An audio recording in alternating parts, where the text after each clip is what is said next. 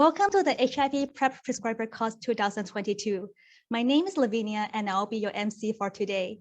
We appreciate you taking the Saturday to attend this course. PrEP, or pre-exposure prophylaxis, is a risk reduction treatment against HIV.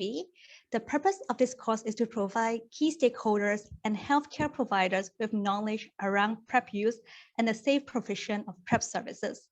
We hope you will find this course to be fruitful and engaging. Throughout the course, if you have any questions, please type them in the Q&A box. Our speakers will try their best to answer all of them. Thank you. Now, let us all welcome Dr. Wong Ching Chong, Deputy Director of the National HIV Program, to give us an update on the latest evidence about PrEP. Dr. Wong, handing the mic to you. Thank you. Thanks very much, Lavinia, for the kind introduction. I just wanted to extend a really nice welcome and thanks to all of you who took time off your Saturday afternoons to come for our PrEP Prescriber course. Now, most of you will know that this is actually our second installment of the PrEP Prescriber course. The first one was held early last year. And when I was looking through the signups, I did see a few familiar faces, but was really pleased to see that many of you are coming for the first time as well. And that's where we will start, I think, with my first talk today, which is really setting the groundwork to better understand all of the other topics that will be presented by my colleagues and friends in the upcoming parts of today's workshop. So I will be talking about the science of PrEP, talking to you a little bit about the data that has come out in randomized controlled trials, showing how efficacious and effective PrEP is in preventing HIV infection amongst those who are most at risk. I will be presenting some of the landmark studies first before going into some of the newer, more recent studies that are a little bit more innovative and look at newer agents for pre-exposure prophylaxis. So without much further ado, I'm going to jump straight into HIV prevention and what the basic foundation for PrEP is. Now, a lot of us think about HIV prevention as occurring along a spectrum. We can protect ourselves or take preventive measures before exposure, during exposure, or after exposure. And classic barrier prevention, with the use of condoms, for example, can be thought of as something that we do during the act of exposure, and post-exposure prophylaxis can be, prevention taken after the point of exposure.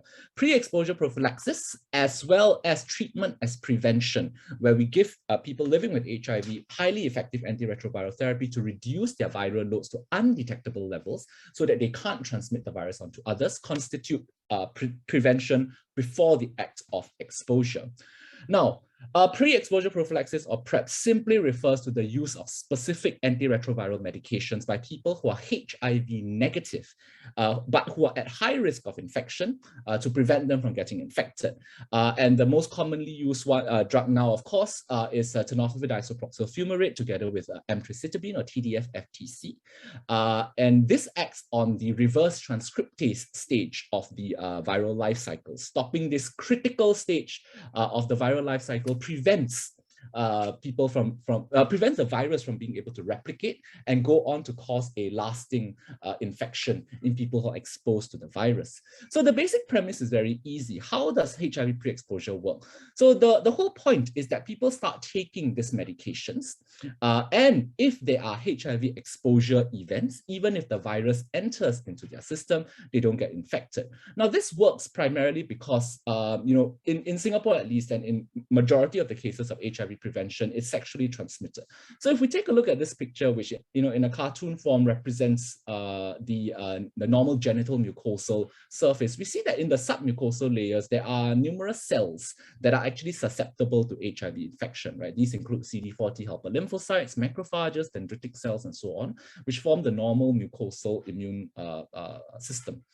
Now, when HIV or when there's exposure to HIV virus, such as if there's sexual contact with somebody who has a detectable viral load and is HIV infected, the viruses breach the genital mucosal surface, enter into the CD4 cells, infect those cells, and then go on to infect other cells. And in this way, HIV infection occurs in this person. Now, what happens when people take, let's say, TDF-FTC, right, or going by its brand name Truvada for PrEP? Drug levels start to build up in both the blood, but also importantly in the tissues and the cells in the genital mucosal layer.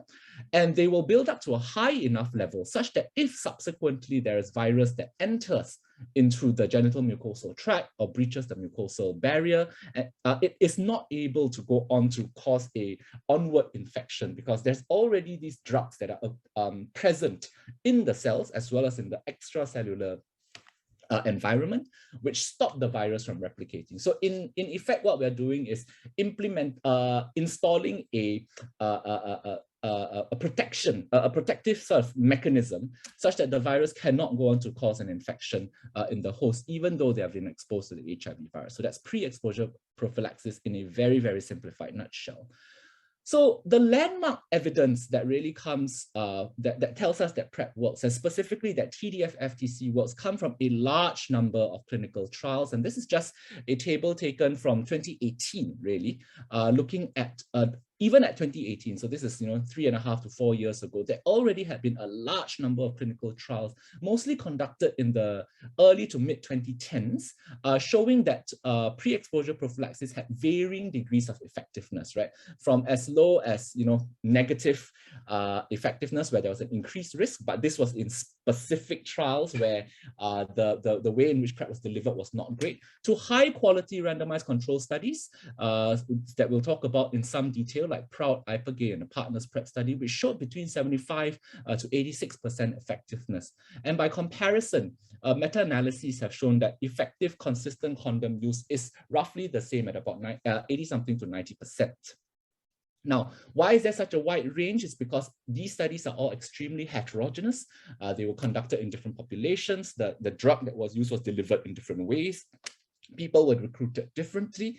And so interpreting them with the same lens is rather challenging. But what I'll attempt to do is show you that there is a wide base of evidence, of good quality clinical evidence to show us that PrEP works. So first of all, we're going to look at men who have sex with men and transgender women. And what I'll be doing is evaluating trials according to the key populations that they were meant to target, right? So amongst gay, bisexual, and other men who have sex with men, or MSM, and transgender women, a number of studies have shown that PrEP is highly effective. These include IPREX, which is a double-blinded RCT, multinational in South America, South Africa, and the USA, looking at nearly 2,500 MSM and 29 transgender women, comparing TDF-FTC versus placebo, follow-up for about 1.2 years. The relative reduction rate was quite modest, only 44%. However, if they looked only at those people who took PrEP as they were supposed to be taking it, that means at least 4 doses a week, and compared it against those who took less than 4 doses a week, the relative reduction rate went up to 96%, showing us one very important principle here. PrEP works if it is taken, right? The medications don't work if they're inside the bottle. The PROUD study was an open label RCT that took place in England, mostly in metropolitan London area. 544 men who have sex with men were randomized to either receive PrEP immediately or wait for a year, follow up for a year, and there was a relative reduction rate in those who were taking PrEP immediately of HIV infection by 86%. Stopped early because it was shown to be highly effective, and this was one of the major studies that led to the National Health NHS subsidizing PrEP. The IPERGAY study is another interesting study because it's a double-blinded RCT in France and French-speaking Canada, looking at 400 MSM, giving them TDF-FTC or Truvada on demand rather than daily. The previous 2 trials were for daily PrEP, and we'll talk a little bit about on demand. One of my colleagues will talk about this later on, with a follow-up duration of about 1.5 years that found that even PrEP taken on demand by high-risk individuals reduced the risk of HIV infection by 86%. And I'll talk a little bit more about the Discover trial in more detail later on in my talk. Now, let's look at heterosexual men and women. 2 major studies, the Partners PrEP study and the TDF2 study. Both of them were double-blinded RCTs. Both of them were sort of conducted in Africa, which recruited a high number of serodiscordant couples in the partners PrEP study, followed them up, giving them 3 arms, TDF alone, TDF-FTC, and placebo. And with TDF-FTC, there was a relative reduction rate of 75%. In the TDF-2 study, they had only 2 arms, and they didn't recruit serodiscordant couples, they just recruited heterosexual men and women. And compared TDF-FTC versus placebo, there was a relative reduction rate of 80%. So we can see in this group, heterosexual men and women, PrEP is also highly effective. Now, you'll note that both of these studies were for daily PrEP, not for on-demand PrEP. PrEP efficacy trials in women are a little bit more variable. The one that probably shows the most effectiveness, especially for the use of TDF-FTC, was the FemPrEP study. Unfortunately, the FemPrEP study found that it was halted early despite promising results in the women who actually were taking the medication because there was a very, very high rate of non-adherence to the trial protocol as well as a high rate of dropout of the study. I'm not going to talk about the other studies that look at vaginal gel and tenofovir gel because largely, at least at the current time, these are not available and have not been shown to be highly effective. Now, the last group that I want to talk about are people who inject drugs. So not necessarily people who may get infected through the sexual route. So this was actually studied in the Bangkok tenofovir study, or very pleasingly abbreviated as the BTS. It was a double-blinded RCT studied in Bangkok. 2,700 plus people who inject drugs given either oral TDF-FTC or placebo, followed up for nearly 5 years, and there was a relative reduction rate of 70% in people who had a detectable drug level in their blood. Once again, works if it's taken, right? So even in people whose major risk is in sharing of needles and injection drugs, TDF-FTC has been shown to be effective as PrEP. Now, this is just a graph that shows you that there is almost a dose-dependent relationship between the amount, how adherent people are and how effective the drug is. In studies that reported a very high degree of adherence, for example, the PROUD study in the UK, the efficacy of PrEP was in excess of 86 to 90%. In studies where there was a very low rate of adherence, like the Voice of FemPrEP study, efficacy was very, very low. Once again, this is just a very complicated way of telling you that if you're prescribing PrEP, it is your duty, or it's our duty really, to tell our patients that they have to take it in order for it to work. Now, PrEP also works outside of the clinical trial setting. It works in the real world as well. And we see the PROUD study was an open label study, right? So it wasn't just a clinical, it wasn't a randomized clinical controlled trial. It was a real world demonstration study really showing that PrEP worked if it was not given in a delayed way. And it showed a sustained reduction in HIV incidence in a very high incidence area of central London. Now, this same trend has been seen in a wide variety of settings, and basically evidence from a number of American centers like San Francisco and Seattle, as well as in the UK and London and in Sydney, have all shown. So all of these settings are large urban settings where HIV incidence was used to be quite high and very, very focused in a group of key affected populations, so largely gay and bisexual men and transgender women. And wherever there was a scale up of PrEP to increase the uptake of PrEP in these high-risk groups and individuals, there has been seen to be a sustained reduction in HIV incidence. Most dramatically, I think, in places like San Francisco, which very, very early on approved the use of subsidized PrEP and have seen nearly a 2/3 reduction in new HIV infections in high-risk men who have sex with men. Right? So it works in the real world as well. So all of this is data and strategies that I would have presented last year. But this year, what we will be talking a little bit about, and which is quite exciting, is new data on new drugs and new strategies. I will be spending most of that time talking about tenofovir alafenamide with emtricitabine, or FTEF, for pre-exposure prophylaxis. Some of you may have heard of this as the new tenofovir. And basically, most of the data will come from the Discover trial. Right, so PrEP, we know, has been shown to prevent HIV infection at a high rate of efficacy in at-risk populations. TDF-FTC at the time that the study was done was the only FDA-approved regimen for pre-exposure prophylaxis.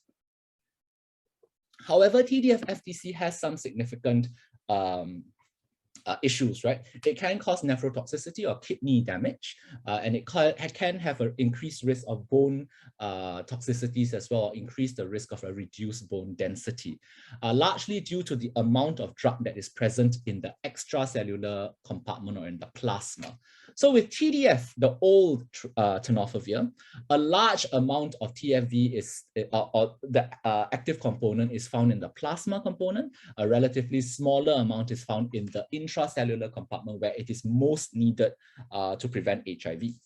With tenofovir alafenamide or new tenofovir, you get much lower levels of the drug in the plasma, 90% less than with the old tenofovir, and with much higher levels of tenofovir diphosphate, which is the active component that is present inside the cell to prevent HIV.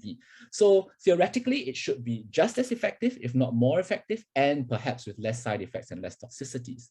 So the DISCOVER trial was an international randomized double-blinded RCT, which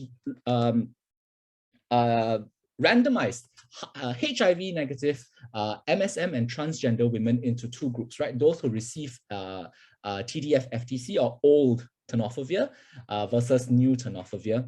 And then at week 96, there was the option for them to switch over to open label FTEF up to week 144.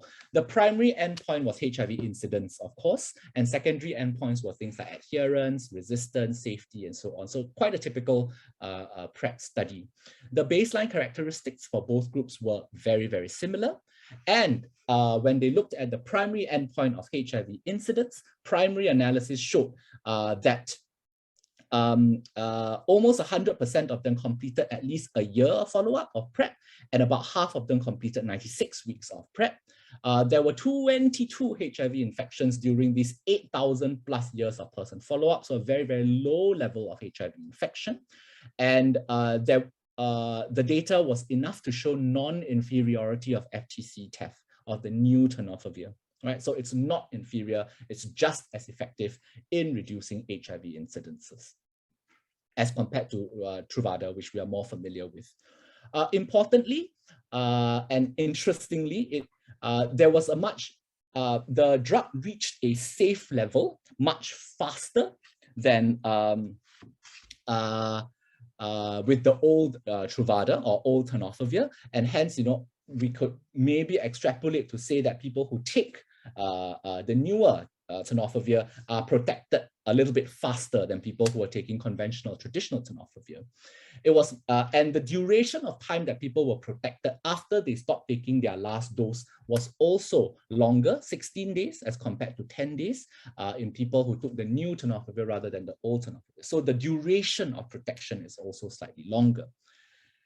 There was no difference in terms of adherence, and this is not unexpected because this study really studied people taking on daily FTEF versus daily TDF-FTC. So no difference in the dosing frequency.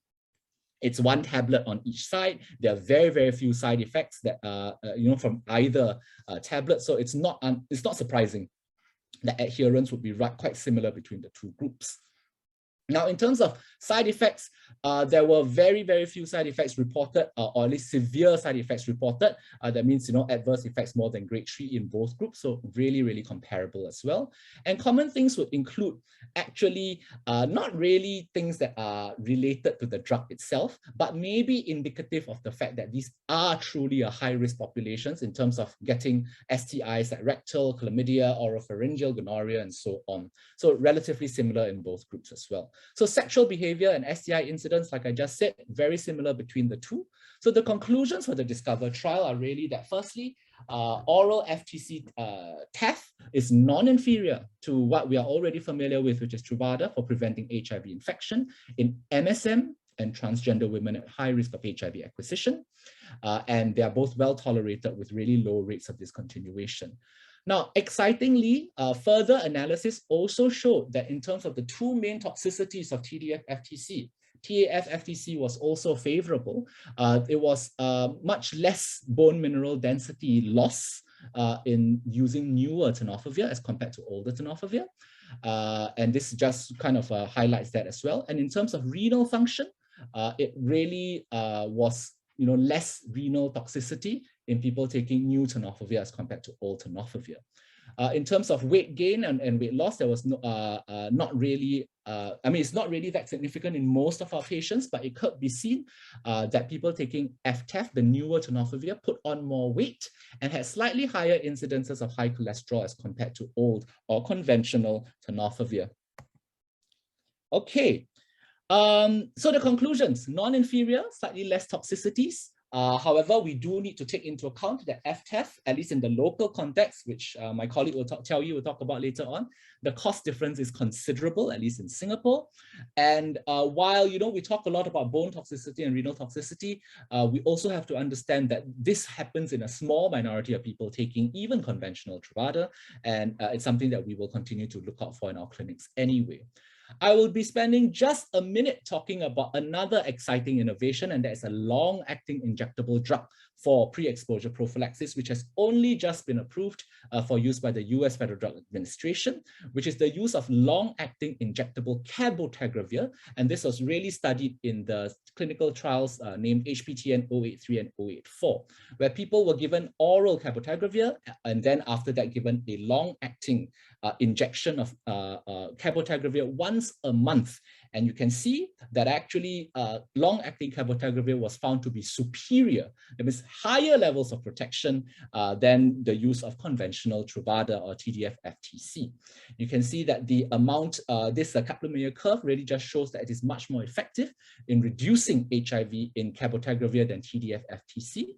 And this was maintained across a wide number of different populations, whether older, younger, transgender women or men who have sex with men, different ethnicities and in different regions that this study was taken in.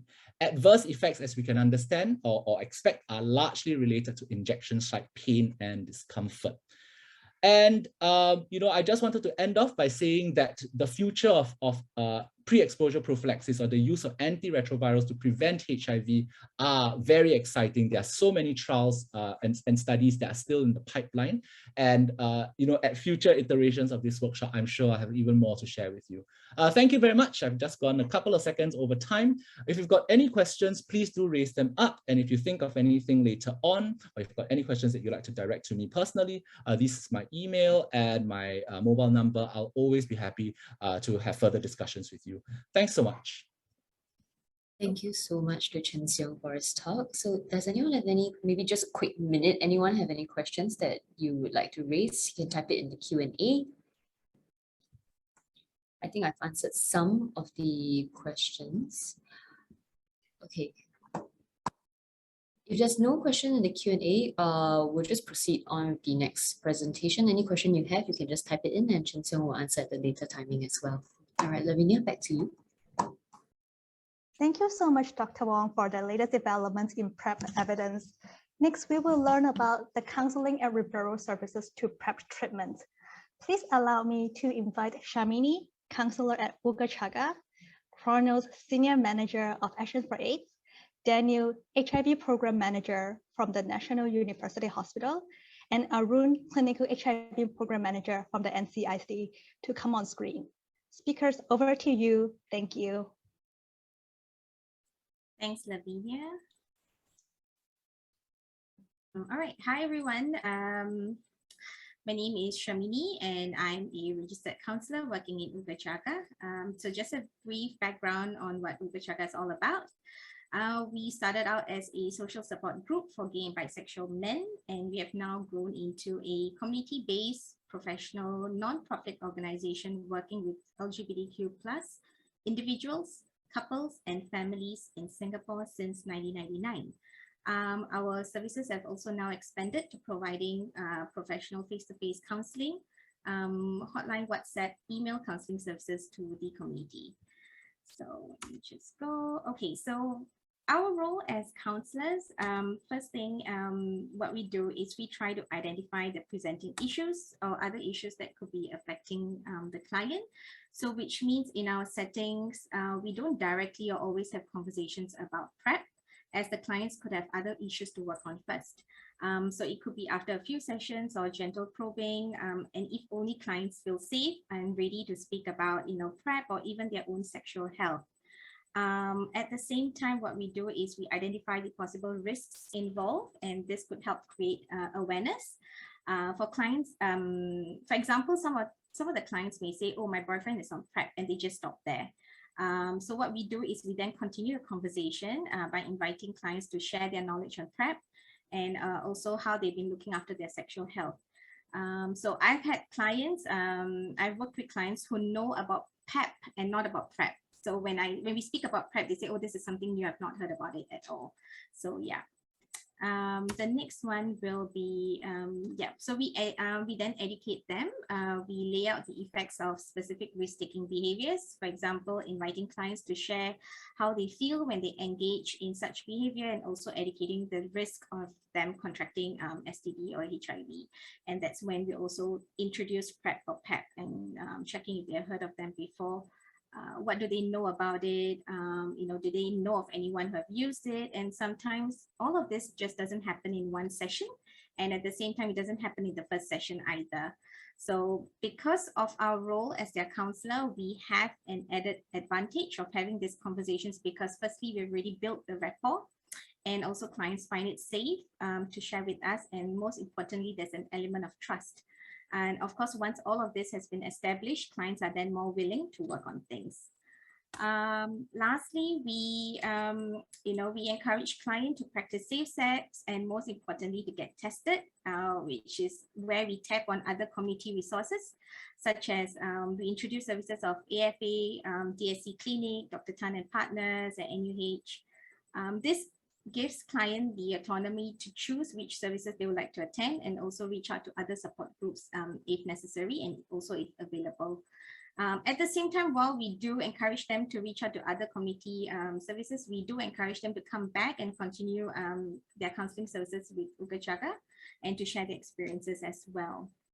Of course, having said all of this, there are still barriers in seeking PrEP. So some of it, which are highlighted here: fear of discrimination. The other one is lack of awareness. So some of my clients may think, oh, I'm very careful in the way I have sex, so I don't need to take PrEP. There's also stigma. So PrEP-related stigma and shaming are potential barriers. Some of them may feel they may experience PrEP stigma, such as rejection by potential or actual partners, stereotypes of promiscuity or chemsex, or labeling both the user and the medication. And at the same time, they feel that maybe PrEP may promote reckless sexual behavior. So these are just some of the stigma that comes with it. The other one would be negative experiences with healthcare providers. So some of our clients have had past discriminatory experiences with healthcare providers, and this may eventually push them to seek more help. Sometimes some clients within the transgender community may feel excluded, especially by marketing campaigns for oral PrEP, as they believe that PrEP is mainly advertised to gay and bisexual men, or men who have sex with men. So this can be off-putting, especially to transgender females, because they feel that PrEP is a product mainly intended for use by this particular group, and because their female gender is very central to their own individual identity. Taking a product meant for use by gay and bisexual men is perceived as an affront to their identity and a significant barrier to use. Of course, there's a socio-economic status. Sometimes they say, PrEP is too expensive, I can't keep up. So financial limitation is also a barrier, and yes, the fear of side effects as well. The next one would be, these are some of the ways that our clients have given feedback to us, or they have found helpful when engaging with healthcare provider. So firstly is to create a queer-friendly environment. So due to negative experiences in the past, is what I've been highlighting before, many LGBTQ individuals do not disclose their sexuality or same-sex behavior, even in counseling sessions or healthcare sessions, for fear of feeling dismissed or being stigmatized. So visual cues in office space are often helpful to know that this is a safe space for them. And even affirming language and stuff like that. It may provide an opportunity to work better with clients. Of course, the main thing is to avoid assumptions, to ask open-ended questions such as, who are you usually sexually active with?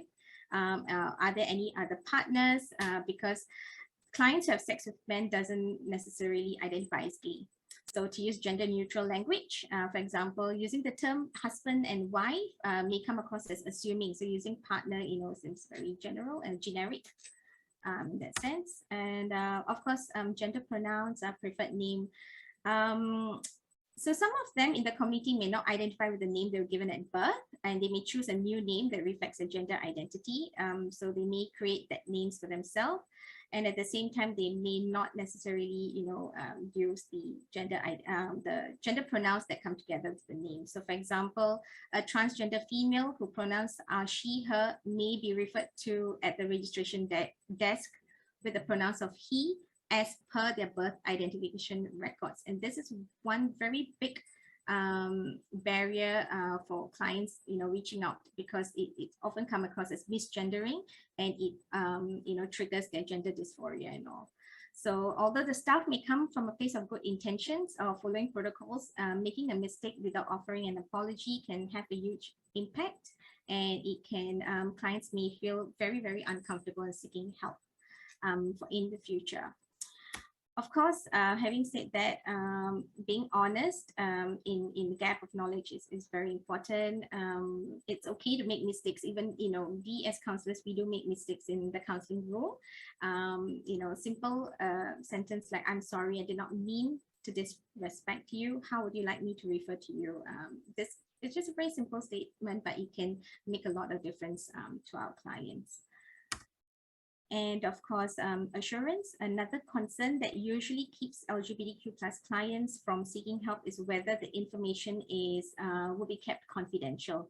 So assurance for medical providers are very important. So for example, medical records are kept confidential within the hospital system, and encouraging them to keep their appointment as well. And of course, back connecting to other queer resources. So these are some ways that our clients have given feedback, or they feel that this would be helpful for them in having an effective journey with the healthcare provider. Lastly, these are some LGBTQ+ affirming resources. We have Chat, which is part of IMH. They, have services for youth, which they have termed it within 16 to 30 years old. Of course, there's counseling and care center as well, which are known to have LGBTQ+ affirming therapists. I'd like to bring attention to Precious SG. This is something new that Chaga has done. It's an information portal for mature gay and bisexual men, or men who have sex with men and all. It's designed to be the first stop in the client's journey to providing a safe space to learn, answer questions, or direct them to resources whenever they're ready to move forward. So there are two QR codes. The one on my left is the QR code to the website, and the one on my right is we do have small information cards which can be placed in your clinics or offices. So feel free to order them from us.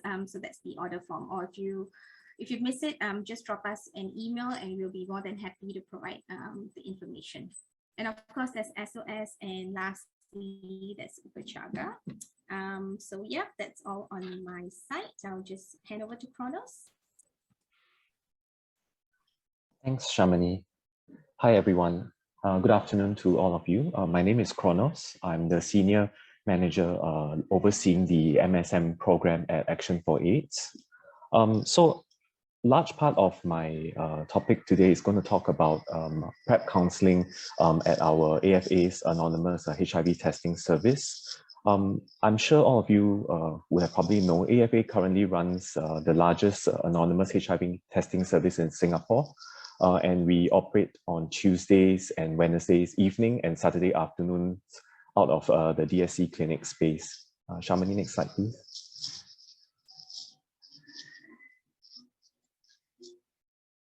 So under the anonymous testing service, particularly for MSM, we run a service called the Pink Carpet Service. This is a gay and bi-man friendly sexual health service that operates within the AFA's anonymous test site. This service provides sexual health and PrEP counseling to our clients.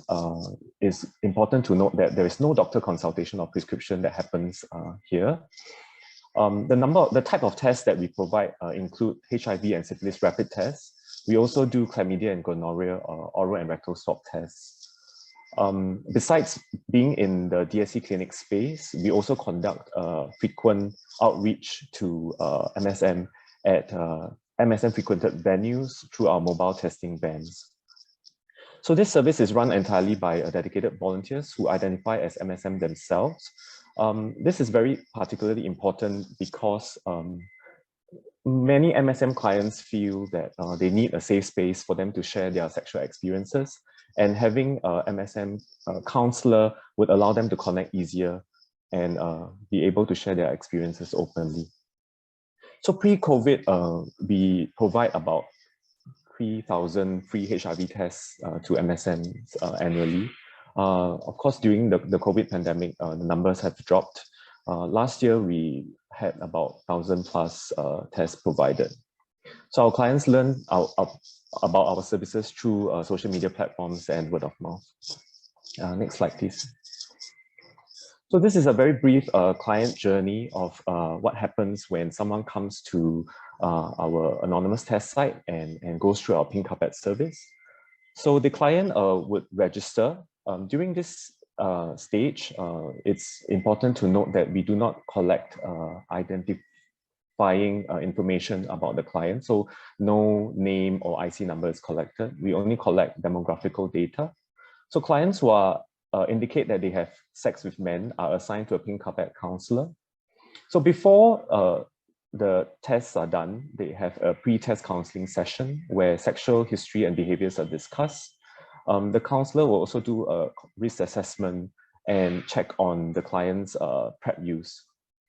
During this point, the counselor may provide information on PrEP, or they could provide information on PrEP during the post-test counseling. So after the pre-test counseling is done, the client goes for the test. It's a finger prick test for HIV and syphilis. And the results are usually out after about 20 minutes.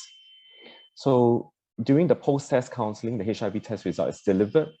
Any clarifications about the result and other sexual health issues are done. We usually also refer them to other community groups or health services at this point in time. And for PrEP consults, we suggest that clients visit either DSC, NCID, or NUH. Next slide, please. So how does the counselor conduct risk assessment and gather information for on PrEP use with their clients? So some of the questions that our counselors would usually ask would be, how often does the client engage in unprotected anal sex? What is the client's condom usage pattern like? Do they actually have challenges with condom negotiation? Some of our clients do tell us that during sex, they find it very hard to bring up the topic of condom use with their sexual partners. So this would be an indication that these clients may be suitable for PrEP.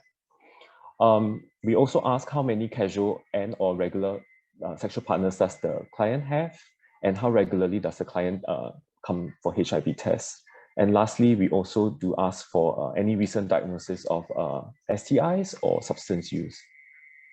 So for clients who have never taken PrEP, we usually like to know if they know what is PrEP. We actually did a survey on our clients, and we actually found that amongst MSM clients, actually only about 10 to 12% of the clients have never heard of PrEP. So a vast majority of our MSM clients have heard of PrEP, but only about 20 to 25% of them have taken or are currently taking PrEP. So we usually like to clarify if the client knows where to get their PrEP from. And then here again, we would refer them to go to DSC, NCID, or NUH. Some of the questions would usually arise regarding costs and side effects. And sometimes the clients may not know that besides taking PrEP daily, they can also take it on demand. If the client is taking PrEP, the counselors would usually ask if the client is dosing PrEP correctly or if they're adherent. One of the important things that we usually would also ask if the client have a valid PrEP prescription. Over at our testing site, we know that actually a lot of clients do get PrEP online through various sites and without prescription. So we always use the opportunity to emphasize the importance of consulting a PrEP doctor and getting the appropriate prescriptions. And we also stress that taking PrEP needs to be coupled with regular HIV tests. Next slide, please.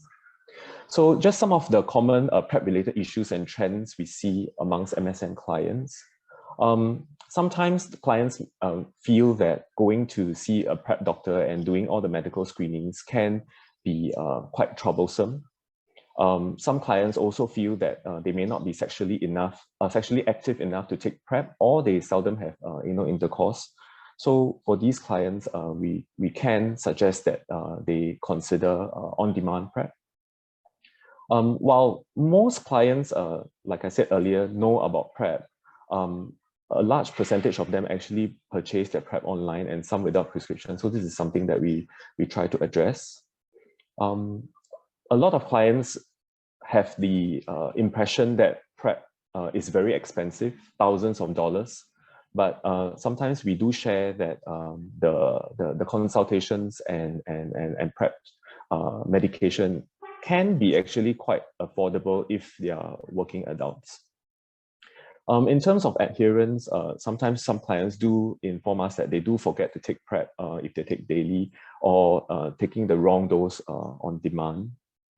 And last but not least, clients sometimes inform us that when they do have sex with other casual partners, they rely on someone else to take PrEP. So if their partner is taking PrEP, they feel like they do not need to take themselves.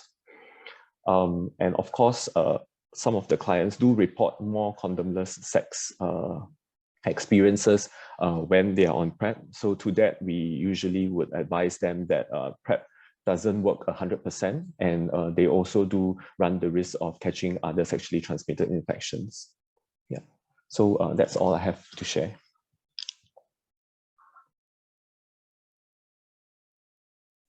Hi, thanks, Kronos. My name is Daniel, and I want to thank everyone for allowing me to speak about the PrEP clinic today. I'll just share a little bit about what we do and how, when we're receiving clients from Chaga or AFA, a little bit more on our healthcare perspective in a hospital. So PrEP started in 2016 at the National University Hospital, and it's a confidential and holistic health services that offer sexually transmitted infections, information, education, and also HIV prevention. We want to provide a safe space for people who are considering or starting PrEP, and on the importance of screening and other concerns pertaining to their sexual health. PrEP started serving to the at-risk community, mainly the MSM community. And since then, we have expanded to the general population. Next slide, Shamini. Thank you. So as you can see, our service provides STI screening, STI screening for and also treatment, also post-exposure prophylaxis, pre-exposure prophylaxis, HIV testing and linkage to care, vaccination, and safer sex advice. Next slide, please. Thank you. Generally, when we get referral of clients from AFA Chaga or word of mouth, or even from social media, when they hear about our clinic, it's common questions that come up is always what is PrEP? How much does it cost? I think cost is always a big factor. I think Kronos shared that with from his perspective as well. And how long do I have to take PrEP for? And where do I get PrEP? What's the difference between generic and original PrEP? So sometimes a lot of the clients that gets this information, they will often see like, Truvada versus the generic version. All questions about is it the validity, efficacy of it? Question is also, my sex partner is on PrEP. Do I still need to take it also?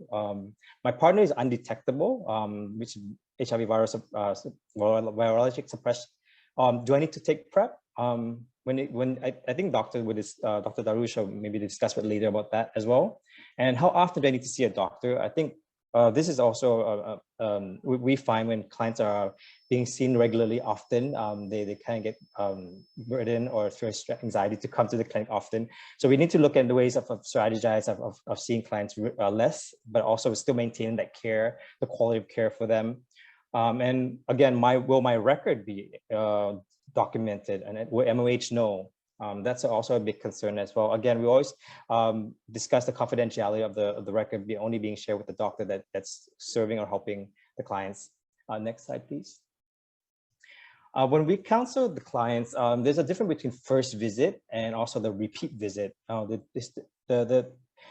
the first visit is always about the introduction to the clinic. The doctor will discuss the sexual behavior risk assessment, and if it's clients is deemed for PrEP or other services. Now, the follow-up, we have two things that we need to discuss is identify issues and challenges of clients who are not continuing PrEP anymore, or why they stop, or they're not aware about the side effects of certain things that they had, the concerns. And another is word of encouragement, and this is a big thing on a lot of maybe healthcare providers to understand is sometimes when clients do get burnt out or like cannot afford PrEP or don't want to take it anymore, or the side effect is too severe, you know, they do need that word of encouragement to say, you know, keep going. And then there's options to do on demand or daily, or speak to the doctor about it and see what can kind of like tailor strategy that they can come up with together. And then also arrange for follow-up. Now, when we do the repeat visit, the first visit, we also build that rapport with clients and getting that trust and getting that to reducing the anxiety of coming to the clinic or even the hospital for seeing a doctor. So again, building the rapport on each visit is very crucial and critical for clients to continue PrEP or take up other screening, for example, for the repeat visit. Maybe can discuss about sexual transmitted infection, like what Kronos is sharing, that people who are on PrEP tend to do unprotected sex. Again, STI infections, as the doctor discussed about how on the treatment options or the screening option as well. So those many things that comes up with the repeat visits. Next slide, please. Second last slide is I want to address this continuum of care for clients, patients who are seeking treatment with us. Again, when we get referred from Chaga or AFA or other institution or healthcare providers that they come from or they came from, we always link back to that organization for ongoing support. And this is very crucial. So when clients know that they can go to other clinics or other organizations for other supports that we cannot provide, and yet they can come back for the services that we provide. So this is building that continuum of care for, or different levels of care for our patient and clients as well. Next slide. Yeah. And I think that's it. I'm coming to my last slide. Just want to thank you again for letting me share the PrEP clinic. You can reach us here at this slides, and you'll also scan the QR code for more about PrEP clinic. And if you have any question, please do send us an email at bpc@nuhs.edu.sg or call us, or just send it to the chat box. And again, thank you so much for letting me share this with you. Okay, thanks, Daniel. So hi everyone, my name is Arun and I'm the Clinical HIV Program Manager at NCID. Next slide, please. Okay, so in my presentation, I will introduce the NCID PrEP Care Clinic and the services that we offer to our clients who are seeking PrEP. I will also share some tips and strategies for engaging your clients. Next slide. Okay, so the NCID PrEP Care Clinic actually provides a range of clinical care and PrEP accessibility options, including teleconsultation, as well as comprehensive counseling services to our clients. Our clients are mainly self-referred or referred by their primary care physicians.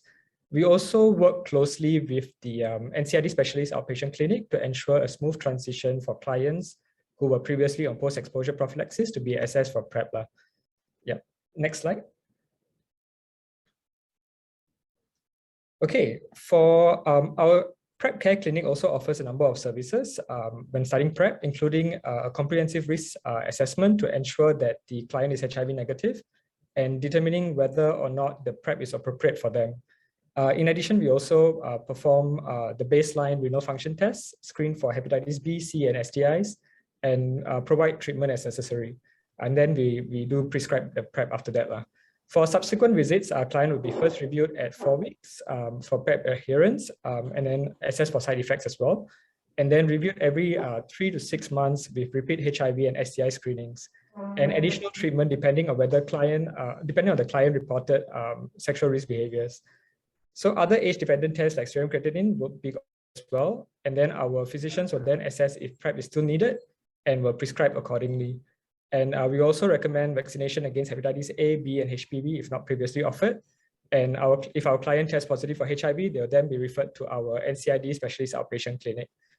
Okay, so we do offer counseling as well. So adherence and sexual health counseling, they'll be carried out during the first and subsequent visits. So for adherence counseling, clients will be informed of the efficacy of PrEP and on the importance of taking PrEP correctly and as prescribed as to be effective. So clients will also be counseled on the importance of regular HIV testing and to be assessed for medication side effects, as well as to obtain new prescriptions so that PrEP is not interrupted. For sexual health counseling, clients will be informed on PrEP, that PrEP does not prevent other STIs, and regular testing and treatment for other STIs is needed to maintain sexual health. PrEP also does not prevent pregnancy, and we would advise them to take contraception as well to prevent it. Next slide. Okay, so PrEP discontinuation needs to be carried out in coordination with the PrEP physician for it to be done safely. Clients who are on chronic hepatitis B carriers may require follow-up even after stopping PrEP. So our clients will be counseled on continued safe sex practices and could reconsider reinitiating PrEP if the risk of HIV infection should become present again. Okay, next slide. Okay, so here I'll share some tips and strategies when counseling your patients. When providing counseling, sexual health counseling, do understand that the clients may come from very diverse backgrounds. So we will encounter sex workers, men who have sex with men, heterosexual individuals, or transgender individuals. Therefore, it's important for centers to be sex positive and inclusive so as to provide a safe space for people to seek PrEP. This can be done by actually respecting the client's pronouns, sexuality and gender identity, and using open-ended questions like what Shamini shared, and gender-neutral terms when discussing about their sexual history. So using, referring to their partner as partner instead of assuming the client's partner's gender. And also educating ourselves on certain terms used by the communities. Okay, next point. Yeah. So when referring to PrEP services, if you think a patient might benefit from PrEP, introduce and educate them on PrEP first. And then if you're planning on referring a patient to a PrEP clinic, you may ask if the patient prefers to be referred to NCID or NUH or other PrEP clinics as well. If they would like to be referred to NCID, just to let you know that we provide we are flexible with our clinic appointments. So to make a referral, you may contact the NCID PrEP Care Clinic or Dr. Wong Chen Seong directly. I will share the contact details on the next slide. So when referring your patients to a PrEP clinic, just know that they may be concerned about confidentiality. So give them some assurance that information shared with their PrEP physicians will be kept fully confidential. It is also important to consider how class, status, and living conditions can affect PrEP access. So such as worries about affordability and about their family members seeing the pills.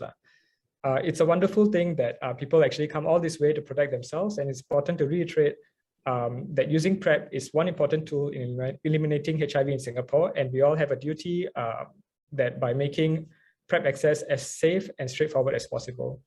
Okay, next slide. Okay, so that's the end of my slide. So I've, if you'd like to know more about the NCID Clinical HIV Program and its services, please visit the website below.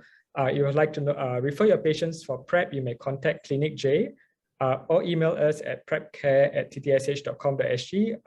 You may also contact Dr. Wong Chen Seong directly. Thank you so much, and I'll hand it over to Lavinia. There are a few questions that have come in. Lavinia, we have some time for questions, right? Yes, we have plenty of time. We have 5 minutes. Great. So I would maybe direct this first question to Shamini, to Kronos, and even actually to Daniel and Arun. How do you advise people who think that using PrEP means that they are being distrustful of their partner? Maybe I'll direct this to Kronos and Shamini first. I think in terms of counseling and so on, they come and say, oh, how can I use PrEP? My partner will think that, I don't trust him or don't trust her. How would you counsel them with regards to this? Maybe I'll just answer that quickly first. So for me, usually I tell my clients that actually taking PrEP is actually empowering yourself.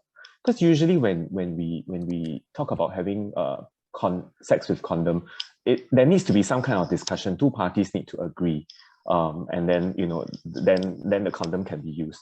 Whereas PrEP, you just take it yourself, and you don't really need to discuss this with your partner.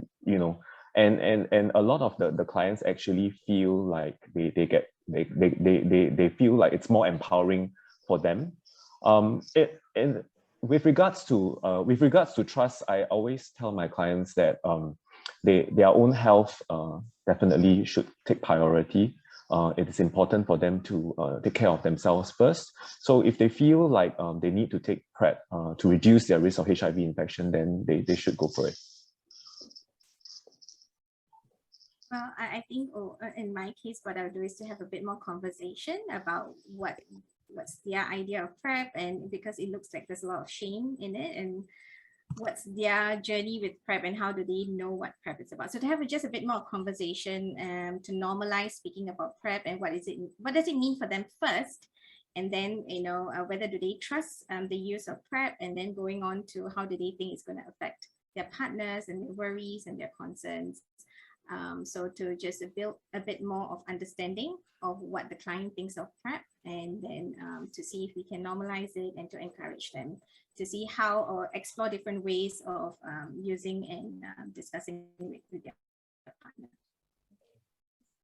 Right, thanks so much. I'm going to direct this next question to Arun and Daniel, and they're kind of similar questions that were asked. Are there, is there a cost attached to attending a PrEP clinic and counseling, and are the services subsidized?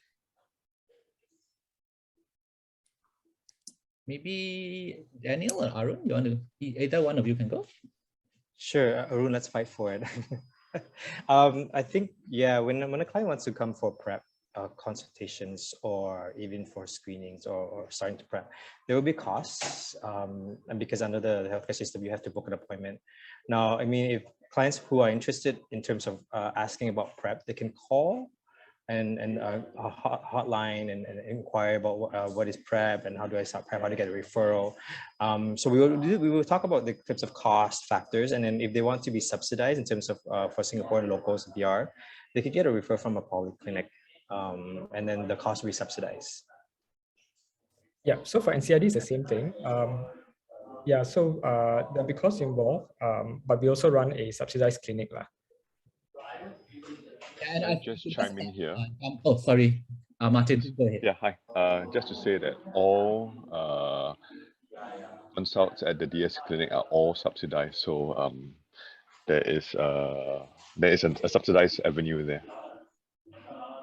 Yeah, and if I could just jump in at the NCID PrEP clinic, similar to NU clinic, by contacting either myself or the email address, we can answer some of these questions so that we can allay any fears about financial burden. And we also have a direct entry to the subsidized clinic, so just upon inquiry. Okay, I have a question here, maybe best directed towards Kronos, because it has to do with anonymous HIV testing. So a GP has said that he wants to confirm that patients have the option of not having their HIV status notified to MOH if they have anonymous testing. Could you maybe talk a little bit about anonymous testing and what an implication of a positive test implies there?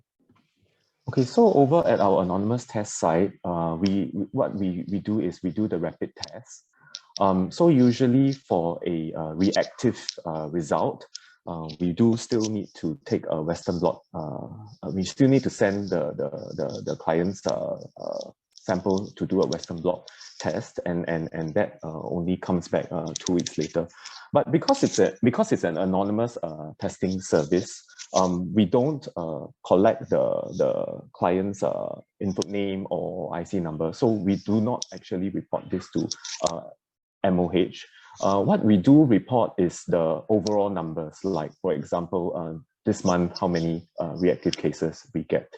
The only time when the anonymity of the client gets revealed is when we help them with referral to treatment. So over at our testing service, we do refer clients to NCID, NUH, SGH, or even CGH for their HIV treatment. It's only during this time where the anonymity of the client is revealed, and then we will pass the information on to the treatment provider. Thanks so much, Kronos. There is one other question that came up, but I think we will leave this question for until after Dr. Daryush's talk, because I think he'll be covering some issues with regards to challenging situations in prescribing PrEP. So we'll come to this after Dr. Daryush's talk. So if there are no other questions for our panelists, I just would like to thank all our panelists, and we can maybe hand back over to Lavinia to introduce the next speaker. Thank you. Thank you to the group speakers for the helpful tips and the lively discussion. Upcoming, we have Dr. Choi Chao-Yi, consultant of the National HIV Program, to walk us through the updates on the national guidance for PrEP. Dr. Choi, please. Thank you, Lavinia. I'm just going to share my slides.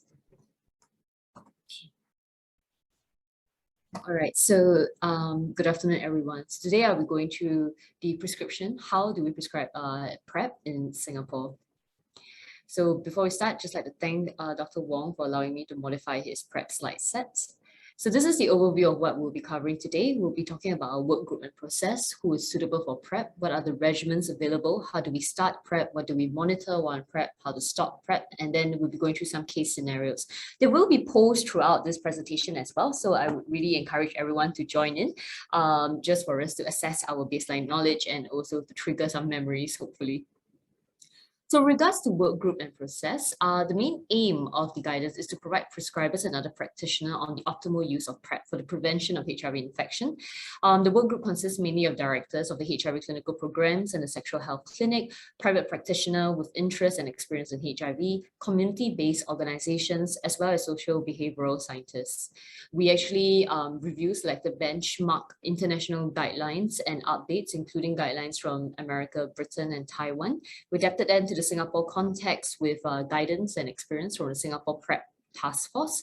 We also seek consultation and feedback from our peers such as ID Chapter, the Community Advisory Board, as well as MOH Communicable Diseases Division. There has been some changes since the 2019 guidelines. So this is just a quick key change to the guidance summary. So there's updates on special clinical scenario for the use of PrEP. We also have some clarifications on the contraindications to the use of PrEP. We also have the update on the use of TEF, FTC, or tenofovir alafenamide and emtricitabine as PrEP, and monitoring and evaluation of individuals taking PrEP. Now, I'm going to go into who will be suitable for PrEP, but before we start, we just have a question for everyone. So who is suitable for PrEP here? Is it a 25-year-old male in a monogamous relationship with a male partner living with HIV infection? Partner is on ART and his latest viral load is undetectable. Or B, a 30-year-old female who was diagnosed with syphilis twice in the last 6 months. Or C, 50-year-old male with chronic Hep B infection who has received post-exposure prophylaxis twice in the last 1 year. Or D, a 40-year-old female who reports having condolenceless sexual intercourse with 2 male partners, and one of the encounters occurred 2 days ago. You can select more than one answer. Okay, so majority of people choose A and D. Actually, the answer is B and C. Okay, good. So I'll explain why in a moment. So basically for A, although his partner has HIV infection, the partner, however, is on ART and the viral load is actually undetectable. So as we know from the patients on ART who have consistently suppressed viral load actually cannot transmit HIV sexually. This is also known as undetectable equal to untransmissible. So if he's only in a monogamous relationship with this partner, he actually doesn't require PrEP.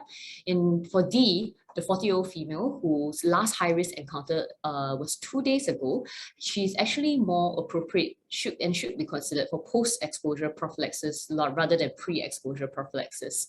So I'll just go through the indication here quickly. So who should be suitable for PrEP? So we have sexual partner of individual with HIV who are not on suppressive antiretroviral therapy. So that's quite key. And HIV suppression here is really defined as a plasma viral load of less than 200 copies per mil for more than 6 months. Individuals who have vaginal or anal intercourse without the consistent use of condoms with more than one partner in the last 6 months. Individuals who have sexually transmitted infection in the last 6 months. individuals who receive HIV post-exposure prophylaxis in the last 6 months, those who report concerns about consistent use of condoms in the future, individuals who engage in sexual activities under the influence of alcohol or other drugs, as well as certain individuals who may just come into your clinic actually just requesting for PrEP. In this case, physicians should really discuss with their clients and decide whether PrEP is suitable for them on a case-by-case basis. And now that we have gone through what the indications for PrEP are, we'll now go through what the contraindications for PrEP. It's largely the same with changes to renal function. So just to go through quickly, of course, individuals who have known HIV infection should not be on PrEP, but should be on antiretroviral therapy. Those who have clinical syndrome suggestive of acute HIV infection or HIV seroconversion. So these symptoms are often described as infectious mononucleosis-like syndrome or even dengue-like infection in our context. So in the Singapore context, there was a study done, and the most common symptoms for individuals with acute HIV infection is often fever, diarrhea, and rash. So if you suspect your individuals to actually have HIV infection, it's really important to screen them for HIV. As for known renal impairment, there are some changes from the 2019 guidance. So in 2019, the main drug that was used is tenofovir disoproxil fumarate, or TDF, and amphotericin FTC.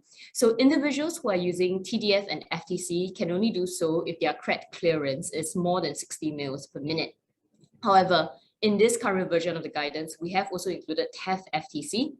And for individuals who are eligible for TEF-FTC, their CRET clearance must be more than 30 mL per minute. So we've just added that to clarify this. And any individuals who have allergy or other known contraindication to any of the drugs in the PrEP regimen should not use PrEP. Okay, so now I'll go through PrEP regimens. Once again, I will just have a little poll just to test our memory and to test also baseline knowledge. So how should PrEP be given? Is it A, TEF-FTC can be given as daily regimen in females?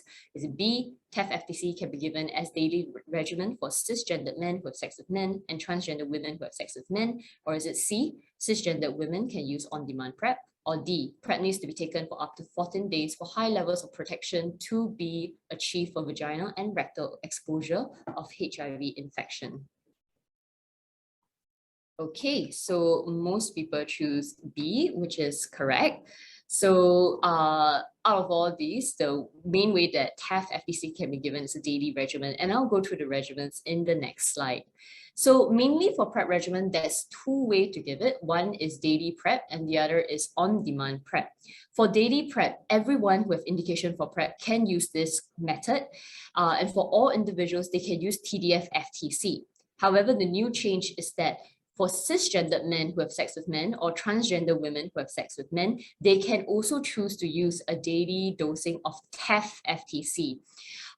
So I just want to clarify here once again that TEF-FTC can only be used in cisgendered men who have sex with men and transgender women who have sex with men, and only as daily PrEP.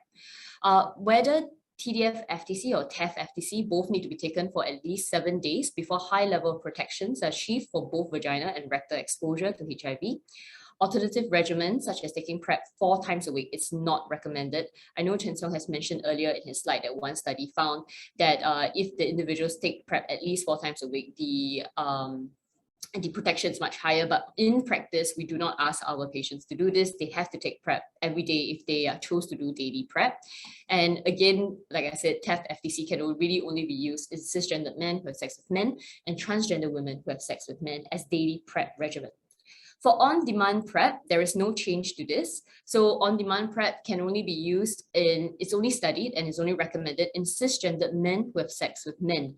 How you do this regimen is that you can take 2 tablets of co-formulated TDF-FTC about 2 to 24 hours before the potential exposure, and then followed by single doses 24 hours and 48 hours after the initial dose. If your exposure is going to last more than a 24-hour period, then 1 tablet should be taken each day until the last exposure, and then once again, single dose 24 hours and 48 hours after the last high-risk exposure. And just as a reminder again, I just want to emphasize this, TEF-FTC cannot be used in on-demand PrEP regimen. I think this is just important to emphasize because I think someone asked, one of the audience asked earlier whether, we just recommend FTC as a first choice. And this just emphasizes only if they qualify for it, and it really depending on what the client's preference is it daily PrEP or on-demand PrEP.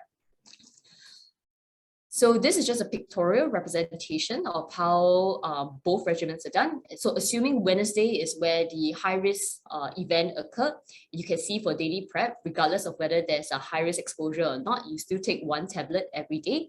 Whereas for event-driven regimen or on-demand PrEP, 2 to 24 hours before the high-risk exposure, you take 2 tablets of TDF-FTC, and then subsequently after that, 1 tablet 24 hours later and 1 tablet 48 hours later.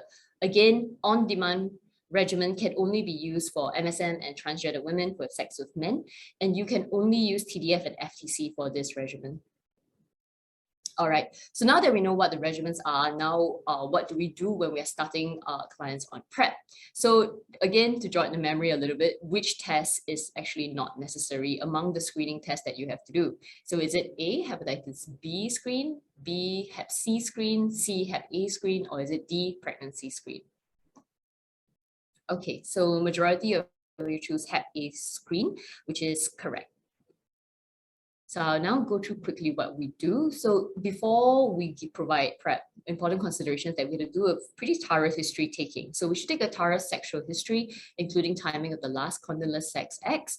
We also should find out about the HIV and STD screens in the last year and the date of last HIV test, any history of bone or renal disease, emphasize on the importance of 3-monthly HIV or STD screen, the importance of taking PrEP as directed for it to work, and also risk reduction advice, including for other sexually transmitted disease.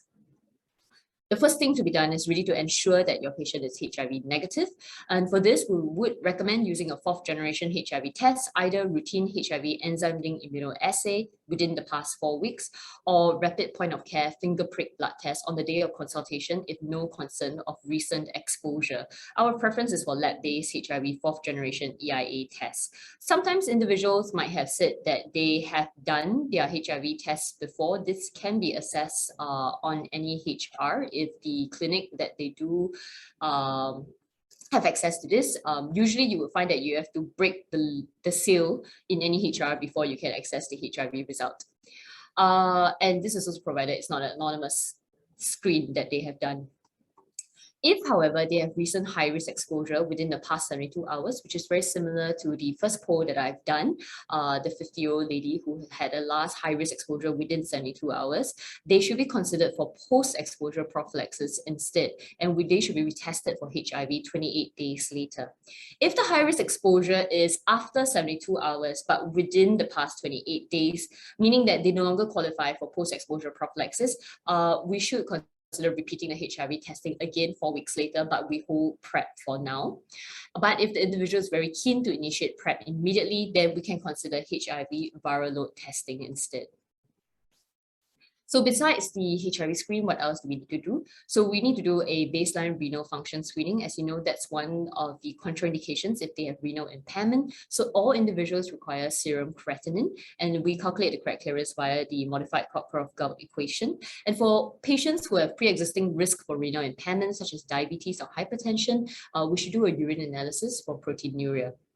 Next, we should also do a Hep B screening. Usually we do this by doing the surface antigen as well as the surface antigen antibody. For individuals who are not immune, vaccination should be offered. If they test positive for hepatitis B, they should be considered for treatment. And just a note that they cannot do on-demand PrEP. So if they're still keen for PrEP, when they are chronic Hep B carrier, they are only suitable for daily PrEP because on-demand PrEP will increase the risk of reactivation of hepatitis B. We should offer them Hep C screening as well, and for treatment if they are Hep C positive, of course with STI screening as well, so such as syphilis, chlamydia, or gonorrhea. And for women, we can consider offering we should also screen for pregnancy as well, so by doing the urinary beta HCG. And contraception should be discussed and provided for women on PrEP who do not wish to become pregnant. So once the baseline labs are done, and you review the patient subsequently after the results are out and you decide that they are suitable for PrEP, what we need to do then is to prescribe the PrEP. In this case, prescriptions should not exceed 3 months or 90 days, and there should be no automatic review. There should also be a joint development of plan for effective PrEP use. So you really need to discuss with the clients on whether they're suitable for on-demand PrEP or daily PrEP, and also consider vaccination against Hep A, Hep B, and HPV virus as indicated. Counseling is really crucial as well. Clients or patients really need to understand that the efficacy of PrEP is dependent on their adherence to the regimen. So it's only as effective as how you take it. They need to know the importance of being engaged in care. It's really important for them to return for visits to be tested for HIV, screen for other STIs because PrEP does not prevent other STIs, and also to obtain new prescriptions so that PrEP can be continued. It's really important for to have sexual health counseling as well, to explain that PrEP really doesn't prevent other STI and regular testing is required. It also does not prevent pregnancy, and contraception should be used if pregnancy is not the intention. So how do we monitor our patients on PrEP subsequently? They should be reviewed every 3 to 6 monthly.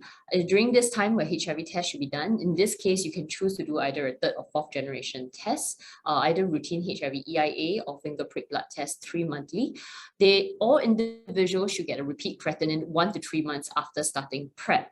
However, in individuals who are younger than 50-year-old without any comorbidities, no further creatinine monitoring is required if that repeat cret test is normal. However, for individuals with kidney-related comorbidities or their age more than 50-year-old and above, they should have a repeat serum creatinine check at least once every 12 months. Now, sometimes for these individuals, they do have routine creatinine monitoring done in other settings for their comorbidities, and PrEP prescribers can consider using this results in their clinic review instead of obtaining a separate serum creatinine check if appropriate, and largely this is for cost-saving reasons as well. So just to emphasize again, everybody after starting PrEP need to get a repeat creatinine 1 to 3 months later. But for individuals who are younger than 50 and no comorbidities, you do not need to repeat creatinine monitoring anymore. But individuals who are older than 50 or have kidney comorbidities, then they should be repeated at least once a year. So what other tests needs to be done? We should do a STD screening and treatment. We should do Hep C screen as well for all individuals at least 12 monthly, but for individuals with high-risk behavior, you can consider 3 monthly. We would encourage regular Hep C screen for clients who are men, who have sex with men, and transgender women as well. So of course, PrEP is not something that needs to be taken forever. Sometimes circumstances change and individual may be keen to stop PrEP. There are proper ways to do it. So before I go into that, this is just another polling question again. Which of the following statement is false? Patients who have chronic Hep B infection cannot stop their PrEP therapy. Patients who are on daily PrEP who intend to stop PrEP should continue taking daily PrEP for 28 days after last exposure. Only cisgendered MSM can safely stop PrEP after taking a dose 24 to 48 hours after last at-risk exposure, or HIV screen should be repeated prior to stopping PrEP. Oh, quite even. Okay, so the false answer is actually A. So patients who have chronic Hep B, they can actually stop PrEP. So I'll just go through the indications. So what are the important considerations when we are going to stop PrEP? First of all, is to assess if PrEP is still needed. And the need for continued PrEP should be assessed based on assessment of the patient's risk of HIV infection 12 monthly. For individuals who are taking daily PrEP, they should continue to take PrEP for 28 days after the last sexual exposure, putting them at risk of HIV infection before discontinuing PrEP. The only exception to this is that cisgendered men with sex with men can stop PrEP after taking a dose 24 and 48 hours after the last at-risk exposure. Otherwise, everyone else on daily PrEP should continue taking it for 28 days after the last encounter. For individuals, sometimes PrEP is stopped because unfortunately there are patients who seroconvert. So for patients who test positive for HIV, they should be referred to for treatment at a HIV care center on an urgent basis. And HIV infected patients can be started on HIV treatment if you have that capability in your clinic to do so. They can be started on HIV treatment without interruption. So other thing to do is to assess your HIV status. For individuals who, with regards to Hep B testing, if they were already immune, this is fine. But if there were no documented immunity, you might want to consider repeating the surface antigen again. And that is because patients who are surface antigen positive and who decide to stop PrEP really should have their liver function and Hep B viral load monitored after cessation of PrEP, because there is a theoretical risk of reactivation of infection. And they should be counseled that they need to be reinitiated on PrEP should the risk of HIV infection become present again. Okay, just a quick one on cost of PrEP, because there was some question on this. It really depends on what is the type of PrEP we're going for, as well as where the PrEP is purchased. So if we're going TDF and FTC, brand new versions of TDF and FTC is what's sold in, let's say, DSE, or what is sold in restructured hospital as well. Depending on the site, for one bottle, which for daily PrEP is equivalent to 1 month, it's about $350 to about $400 per month. Whereas generic version of TDF FTC, which is frequently purchased online, is about $30 to $90 per month, depending on the site. Whereas for TEF FTC, brand name version, again, which is what's available in restructured hospitals, it's about $780 per month, whereas generic versions of TEF FTC that is purchased online is between $62 to $106 per month. So this is just a rough ballpark figure for everyone who's curious on how much PrEP would cost. Now, I'm a bit out of time, so I'm really going to go through the case scenario really quickly. This is just for us to see how much we remembered after I've gone through all the indications. So this is a 25-year-old male with no significant past medical history. He had multiple episodes of unprotected sexual intercourse with casual female partners in the last 1 year, and he's keen for on-demand PrEP. So question is, would you agree, disagree, or are you unsure even after the presentation? Agree. Okay. So it's actually wrong. It's disagree. So just to remind everyone again, on-demand PrEP is really only studied and recommended for cisgendered men who have sex with men. So this individual's, his sexual partner is a female partner. So he is not a man who has sex with men. So he cannot be on on-demand PrEP, and he can only be on daily PrEP. Okay. So next question. This is a 50-year-old male. He has CKD. So this is baseline creatinine clearance is 46 ml per minute. He has had post-exposure prophylaxis twice in the last 4 months and reports unprotected sexual intercourse with casual male partners. So which of the following would you recommend? Is it daily TEF FTC, on-demand TEF FTC, on-demand TDF FTC, or D, none of the above? Okay, good. So most of you chose daily TEF FTC. So once again, daily TEF FTC can only be used for cisgendered men who have sex with men, or transgendered women who have sex with men, and it can only be used as a daily regimen. So it cannot be used as on-demand regimen. Okay. So just changing it up a little bit, again, a 50-year-old male, again, he has CKD, baseline crack clearance is 46 ml per minute. Again, he has post-exposure prophylaxis twice in the last 4 months, but this time he reports unprotected sexual intercourse with casual female partners. So which one would you recommend? Is it daily TEF FTC, on-demand TEF FTC, on-demand TDF FTC, or D, none of the above?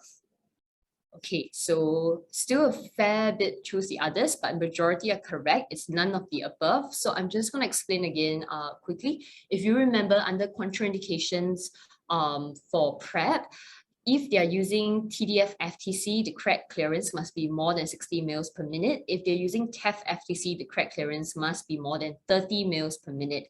However, because he is not an MSM, his partners are female partners, therefore he cannot use TEF FTC. The only one that he can use is TDF FTC. However, his crack clearance is less than 60 ml per minute. So because of that, he's actually not suitable, not really a suitable candidate for PrEP.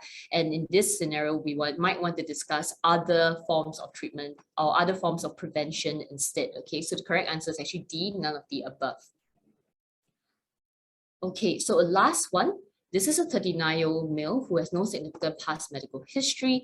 He has been well on-demand PrEP for the last 1 year, compliant and coping well. So which of the following is not required on his follow-up blood test? Is it A, a HIV screen, B, a HCV screen, is it C, creatinine test, or D, STI screen? So he has already been on PrEP for 1 year. This is your 1 year review. He's compliant and he's coping well.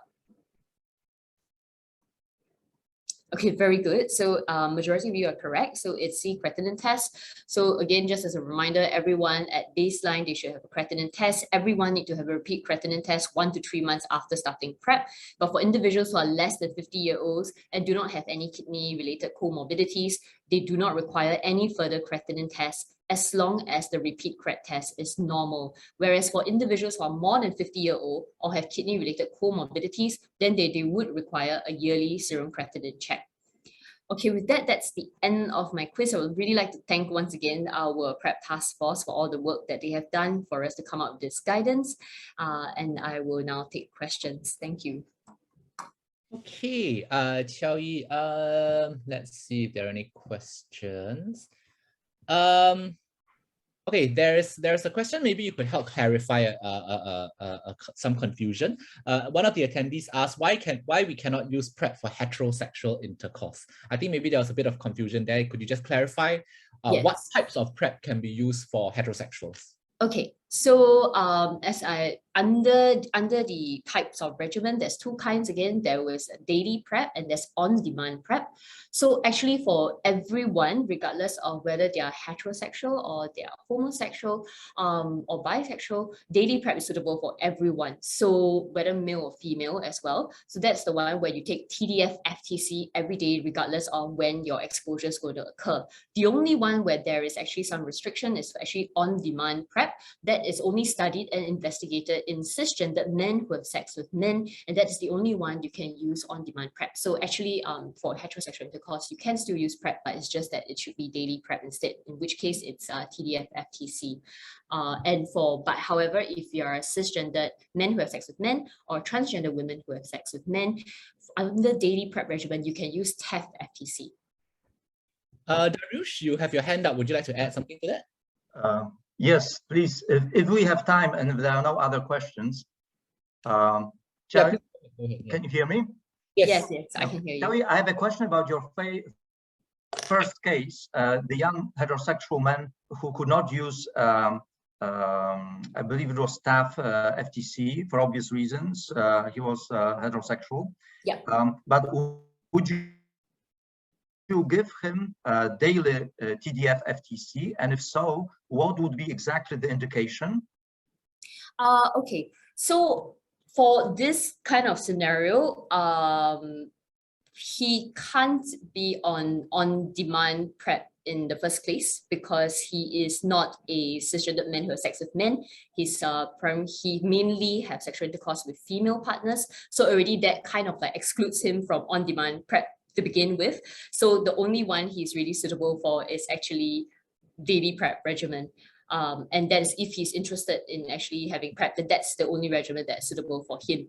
And again, I think there might be, just to emphasize again, for him, he can really only use TDF FTC because TEF FTC has only really been studied and recommended for cisgendered men who have sex with men and transgender women who have sex with men. Yeah. Yes, but I wonder, my question is actually, does he have indication for PrEP at all? So it once again really depend on his sexual behavior. So I think at that point in time, we have to take a very thorough sexual history to assess his risk. Primarily, I think in terms of indication, we do advise it if they tend to have condomless sexual intercourse with several partners within the last 6 months, that's considered high risk. And if he does meet that profile or any of the other indications for PrEP, then yes, certainly he should be advised for PrEP. Thank you. The reason why I'm asking this question is because I think we all agree that even though for MSM, the indications are very clear and everybody has them in their head, for heterosexuals, it is sometimes a little bit vague, right? Because multiple partners with condomless vaginal sex, what is multiple then, right? 2 partners a lifetime, 2 partners a week, right? What is the risk of these partners being HIV positive, knowing that women, cisgender heterosexual women and single have a very low prevalence of HIV. So I guess it is a bit tricky when you have a patient like that or a client like that in the clinic. That's why I asked that question, to just make it a bit clear also for the audience. Thank you. Thank you. Thanks both. There was an interesting question that has already been answered in the live, but maybe I'll pop it up to you again, Qiao Yi, which is, is there any point in adding on PrEP if your client or your patient tells you that they always use condoms? Okay. No, that's a good question. And I think one thing to think about when we're thinking about prevention of HIV or prevention of any other sexually transmitted infection that there's no reason that these interventions should be used singly. So what I'm trying to say is that if, let's say, you use condom and sometimes they want greater assurance and you want to use PrEP, then certainly I don't think there's anything wrong with that. We know that once again, none of this intervention is 100% protective, particularly for condom use. Sometimes we all know accidents sometimes happen, either there's a slip or sometimes if, let's say, they do take alcohol or take drugs, sometimes the usage of condoms may be wrong as well. And that we have individuals who subsequently had to come for post-exposure prophylaxis. So I would say that if they use regular kind of like barrier protection, but are still keen for PrEP, it's not a hard no. Definitely something that physicians can discuss with the clients. And if they are keen for it, they want that extra assurance, I think that's actually fine. Thanks very much, Xiaoyi. And I think what Dr. Martin Cho wrote in the answer is also very relevant, right? Condom failure is not uncommon, right? Condoms break and so. That's right. Yeah. So it's not 100%. Yeah. I think that's all the questions we have, but I'd like to address some comments and questions that popped up repeatedly in the Q&A, which is A, whether or not where are these guidelines available, these slides, and B, whether there's a recording that will be available. So I've put up the link to the guideline documents in the chat box, so all of you can check it out there. Also, we are recording these presentations. Not all of the recordings will be fully available, but most of them will be. Do give us some time after this workshop to just do all the necessary editing and uploading, and we'll let all of you know where you can access these recordings and the slides that will be made available to you. So thanks very much, Xiaoyi, and I will hand... wait. One more question, Xiaoyi, it just popped up. Okay. Can PrEP be given to patients if they request to be protected, even if their partners claim to be undetectable viral load? Maybe you can just answer that in like 30 seconds and then we can move on. Generally, if the individual feel that I will explain. Number one, I will explain the U equals U concept, because I think maybe not in context of like this particular course, but U equals U is a very important concept, I think, to really like educate individuals on, particularly with relation to reducing stigma and discrimination against individuals who have HIV. But then that being said, usually I find in my practice, at least after explaining this, they usually do not really insist on PrEP again after that. But sometimes they may not be in a monogamous relationship, so sometimes they may have more than one sexual partner. Then of course PrEP would be useful then, and they can be put on PrEP. Yeah. Thanks so much. You can off the hook now. Thank Sally, you. back to you. Sorry, Lavinia, back to you. Thank you so much, Dr. Choi. Coming up, please welcome Associate Professor Martin Chio, Senior Consultant and Head of the DSC Clinic, to share with us about STI management and prevention strategies. Prof. Chio, over to you. Thank you.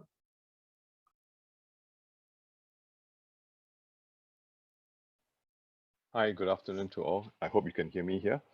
I'm just going to go through a few slides on STIs and PrEP itself. My primary work is at the National Skin Center, and I also run the DSC clinic, which is at Kelantan Lane. Next slide, please. Okay, so why are STIs important? Okay, quite obvious that despite the treatment available and also the screening available, the incidence continues to increase worldwide, and especially during a pandemic when sometimes people are locked in, there's not much else to do. The similar mode of transmission to HIV, and of course syndemics, for example, those of syphilis and HIV, and herpes and HIV itself. They do have similar methods of prevention, and of course STIs are do get less publicity as compared with HIV itself, and common misconception that all STIs are curable, and of course another common misconception that I only have one partner, I am safe. Next slide, please. So for the time that we captured data since the 1970s, but I'm just going to highlight these few years over the course of the pandemic itself. You can see that the pandemic started in 2020 when we actually had much decreased numbers of interaction, much decreased travel, much decreased everything. And our STI figures, at least for gonorrhea, has come down. For syphilis, maintains a bit low, but for things like chlamydia, a slight dip in 2020 during the main pandemic itself, and now has kind of rebounded in 2021. Okay, so STIs are definitely still significant. The numbers that we see at the clinic itself did dip in 2020, but are back to pre-pandemic levels. Okay, back in 2021 and 2022. Next slide, please. So how many prescriptions of PrEP have we been seeing? Okay, the numbers kind of stabilized for 2019 and 2020 itself. You can see that despite everything being in lockdown or decreased interaction and everything itself, the number of PrEP prescriptions maintained. But as you can see, for 2021, it's gone up to about 660, and this 660 comprises of 450 unique individuals. And possible reasons for this is people are not traveling to buy their PrEP prescriptions overseas. So a lot of them are actually picking up from a DSC clinic itself. Next slide, please. So I always recommend, okay, depending on the frequency of partner change or new partners, that regular screening occurs about 3 to 6 monthly, because early detection leads to early treatment and reduce sequelae, early partner management, which will decrease in community prevalence, and overall thereafter decrease the incidence. Next slide, please. So these are general principles of management. Okay, people sometimes just stop at the treatment bit, okay, and miss all the other bits below, which entails. Okay, so we are familiar with how we take a history, risk assessment, examination, the various laboratory investigations involved, especially being aware of window periods for both HIV infection and your other STIs, a final diagnosis taking all of the above into consideration, and appropriate treatment, which is probably the easiest bit. But thereafter that, the counseling and education has to be very important part of the whole management cascade, because it helps with the prevention element of things. Okay. And of course, there's also notification via CD Lens for the MD131, which is the part of the Infectious Diseases Act, appropriate contact tracing and partner management, and of course, treatment for partners, testing of cure, and then thereafter that regular screening, depending on the activity of the patients themselves. Next slide, please. Okay, so just a quick slide to show the how STIs may present. Okay, and sometimes a lot of the time, quite a few of them are asymptomatic. And next slide, please.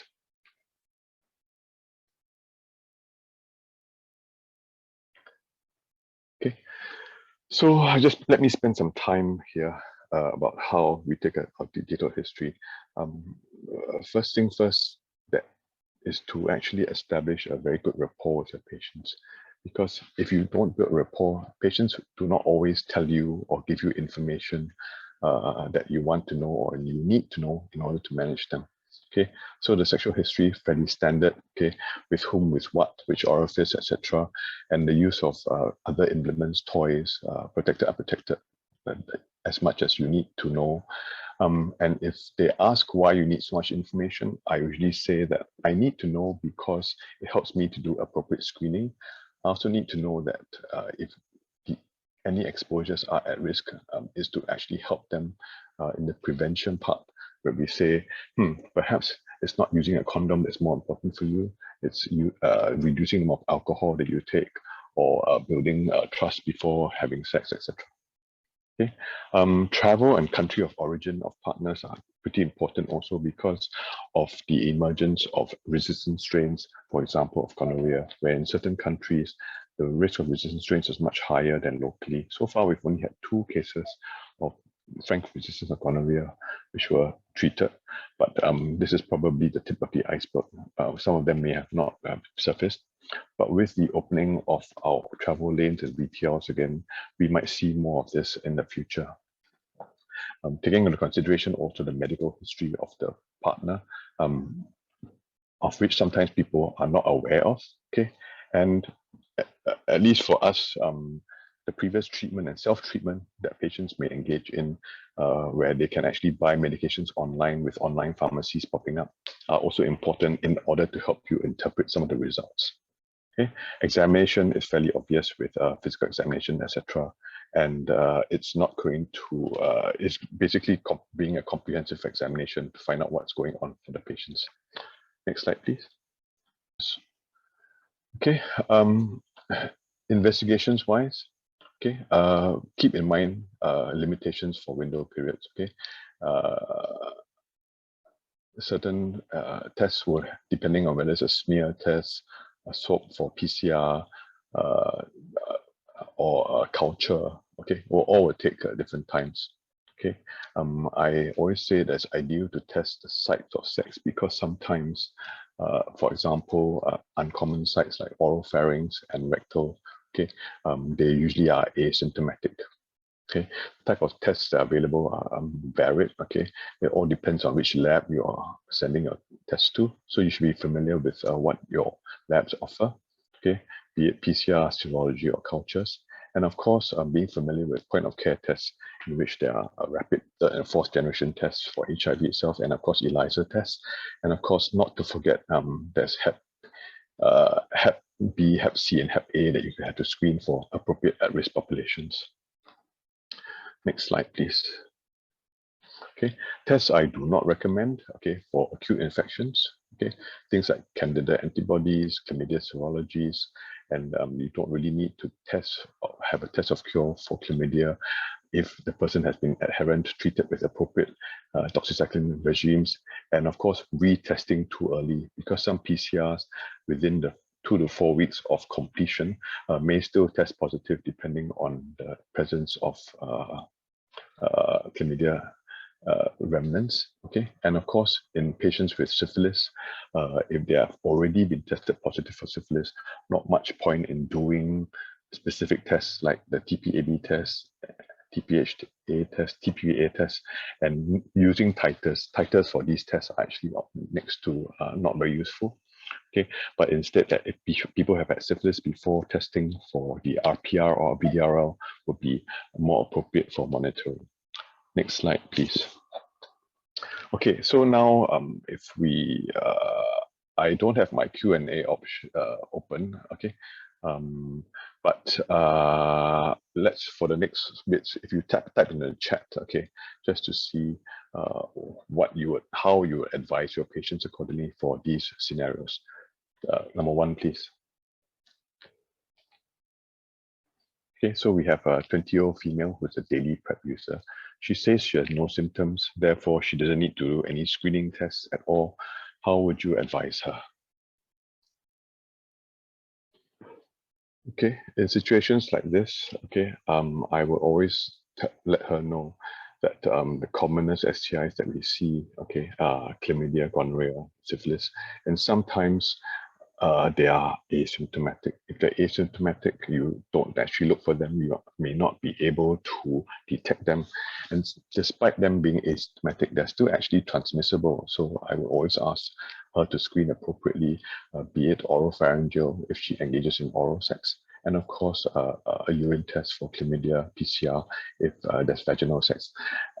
In this situation also, I would also ask her if she's had any exposure or any anal sex, which is not uncommon in heterosexual females, and do a swab accordingly. So I will also ask patients, please swab and screen each area that you have had any unprotected sex.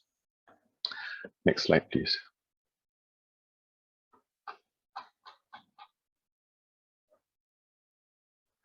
Okay, so I have a 30-year-old male, okay, who is taking event-driven PrEP, okay, or what is also known as PrEP on demand. Okay, says he always has protected vaginal sex, but sometimes engages in unprotected sex orally, sometimes with the random male sometimes. How would you advise him? Okay. So in these situations, I would also always tell patients that sometimes oral sex, we do get Cases of positive STIs are patients who just have oral sex. And the cases that we see may have a chlamydia, may have gonorrhea, may have a new bug that we can test for called Mycoplasma genitalium. Okay, they can actually be transmitted. Things like herpes can be transmitted orally, and even syphilis itself also. So these are some of the STIs. I would say, even though you have protected vaginal sex, the oral sex that you engage in may be at risk also. So I would also encourage him to screen accordingly. Okay, next slide, please. Scenario 3. Okay, why do we say that? Also because sometimes there have been studies that show that gonorrhea can occur from very deep French kissing. Okay, so even though they just have, they may exchange some fluids. Pharyngeal gonorrhea through the saliva can also transmit through French kissing or deep kissing. So encourage your patients to screen nonetheless. Next slide, please. Okay. So we have a patient with a 40-year-old MSM on daily PrEP, and he says his sexual interactions are always protected, but sometimes he has sex under the influence both of alcohol and sometimes with recreational drugs. How would you advise him? So even with regular non-under influence, patients, when they have sex, do experience condom failures, even more so when there's episodes of sex which are under the influence of alcohol, where cognition is impaired, and of course motor skills will be impaired, and even more so if they are under the influence of recreational drugs, which can really impair some skills. So I will always encourage patients that these are actually put them at even higher risk, not only of the STIs itself, but of other things that we don't normally screen for example, hepatitis C. Okay, so other than taking the PrEP, okay, having the condom protected sex, it will be really important to actually make sure that the sex doesn't happen under the influence, because other things can happen during the sex which may or may not, the patient may not recall appropriately, and then after that do not screen appropriately also. Okay, next slide. So we have a 30-year-old MSM who's on daily PrEP, says the sex is always usually protected. He has a history of rectal chlamydia while on PrEP. Okay. He has an allergy to penicillin. How would you advise him? Okay, in this situation, these are the scenarios where patients are on PrEP, okay, may engage in unprotected sex. Okay, and this is that he has shown evidence of that with a positive history of rectal chlamydia while on PrEP. Why am I focusing on this allergy to penicillin? The two common STIs are treated with penicillin-based drugs. That would be syphilis and, of course, gonorrhea, which is a using ceftriaxone. So if he gets one of these infections, treatment may be a bit more challenging depending on the availability of various antibiotics. So with this history of this antibiotic allergy, I would really ask him to be extra careful when he has sex, because if not, there is an increased risk that he may pick up a bug, and even though this bug can be easily treated for people without an allergy, with this allergy, it will be a bit more challenging for him. Okay, my last scenario here. Okay, this is a real case that actually happened. So a 30-year-old male HIV positive. He's in a serial discordant relationship. He thinks his partner is on PrEP. Says he has unprotected sex with his partner, thinks his partner is monogamous. Okay, how would you advise this patient? Okay, so sometimes in this sort of situation, I would also advise him to consider having protected sex, because the risk of passing on STIs in unprotected sex in a parent monogamous relation, mutually monogamous relationship, is rather low. But sometimes it's not uncommon that sometimes patients may have open relationships. Okay, and we do see that in clinic quite commonly. So for protection themselves, even though the partner may be on PrEP, it'll be important to actually protect themselves from other STIs through other means of unprotected sex itself. Okay, next slide, please. Okay, so I hope I've given you some thoughts to think about when you're approaching some of the patients. If we look at our methods of reducing our STIs, okay, we're usually told about this ABC. We know A doesn't work. Or A works only initially, but then after that, secondary abstinence lasts for maybe a few weeks. Okay, being faithful is usually useful, but having one sex partner doesn't assure that you will never get an STI. So the more challenging bit will be the other B, which to me is behavioral modification. Okay, correct and consistent use of condoms. Okay, everything will be very useful, but unfortunately, it's not always practiced, and of course, condom failures do occur. Circumcision will be useful to prevent HIV transmission from females to males. No big studies in MSM yet. And of course, regular screening is where we pick up the D. So regular screening will lead to regular treatment, and thereafter that, as I mentioned before, decrease prevalence and therefore incidence.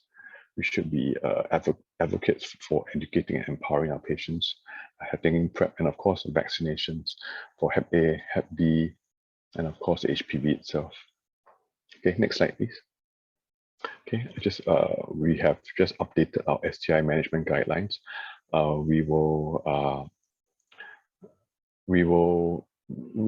It should be appearing on our website soon, but we're currently having some difficulties with PDF documents.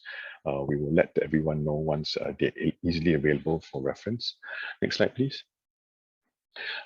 These are our website links if you need to contact myself or my team to DSC or to the National Skin Center itself. And I'd like to thank you for allowing me to share these with you. And I think there are lots of questions which I can't really look at or giving my lecture, so I shall answer them now with Chin Cheong's help. Thanks. Okay, Martin, there were a tsunami of questions.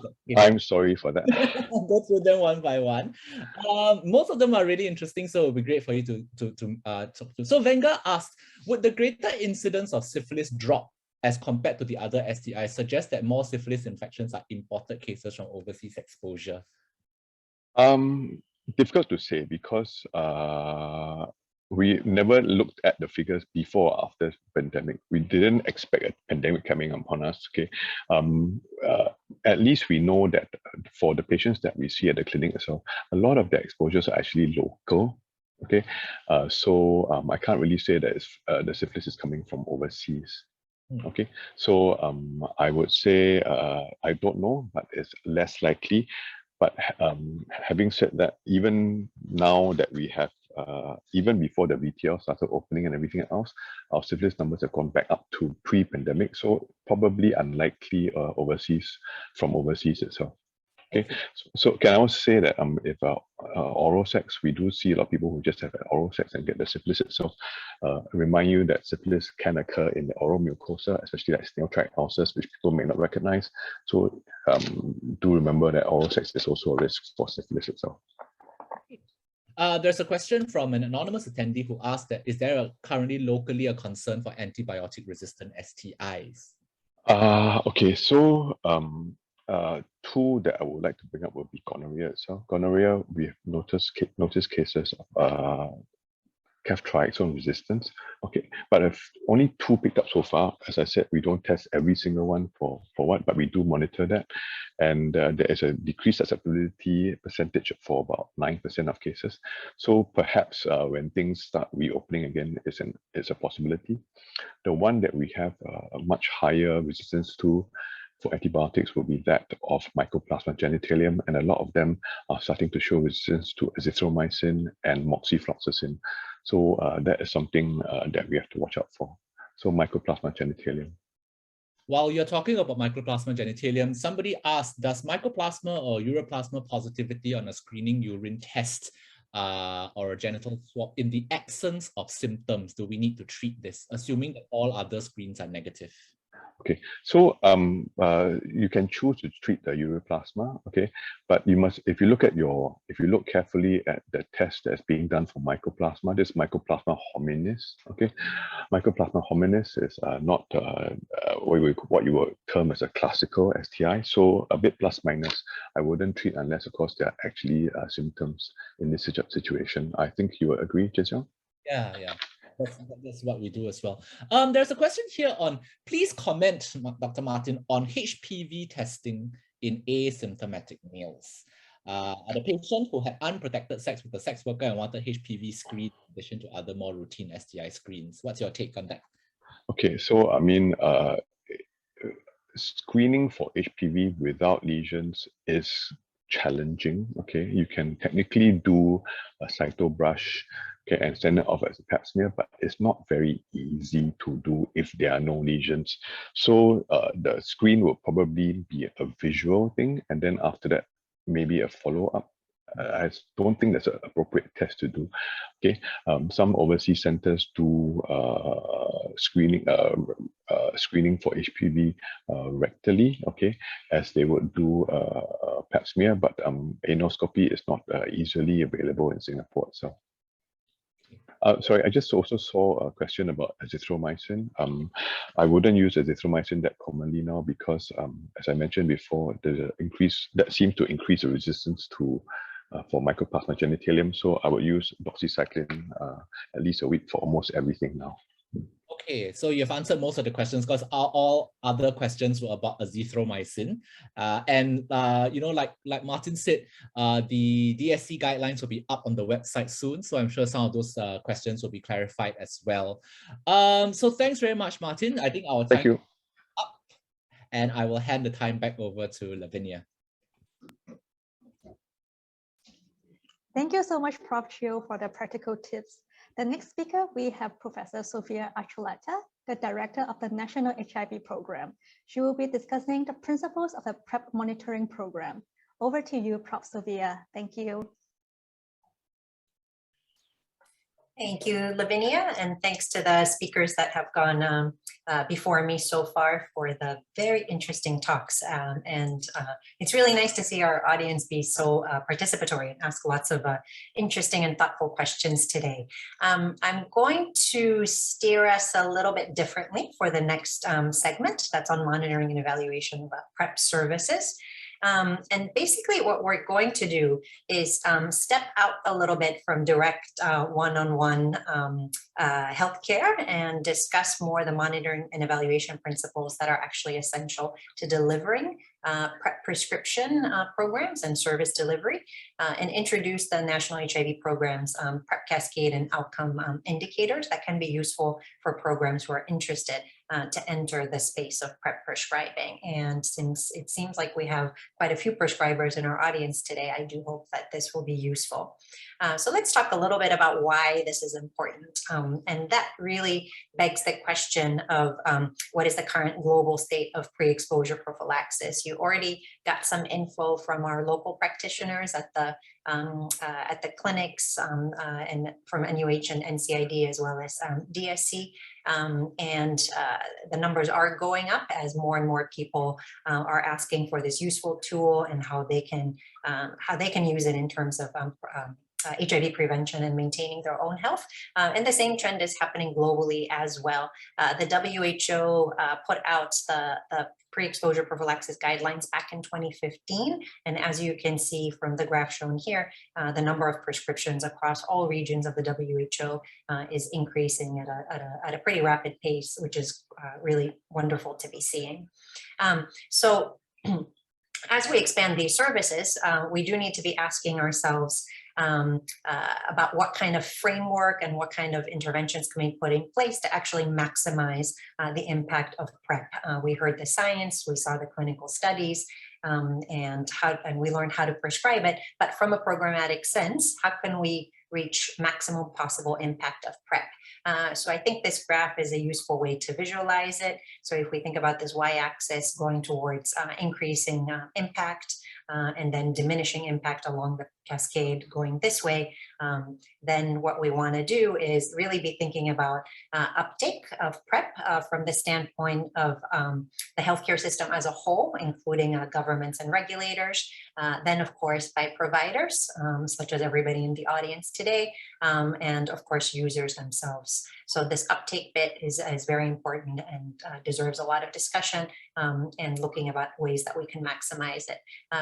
As Chaga talked about in terms of how to take PrEP, oral PrEP works when it's taken properly, either daily or on demand. So adherence is a measure that's quite important for clients to use it and get the maximum possible impact. Retention and care, so clients continuing with their follow-up visits, also important, both for those who are on continuous or daily PrEP and for those who are on demand PrEP. And maybe, people during their lives may want to stop, restart, as the case may be. So how do we facilitate this and retain them in care? And again, yeah, exactly, re-engagement for those who discontinue and come back to us. So it's important to have a framework to think about this, monitor, and create interventions to maximize the impact of this incredible tool.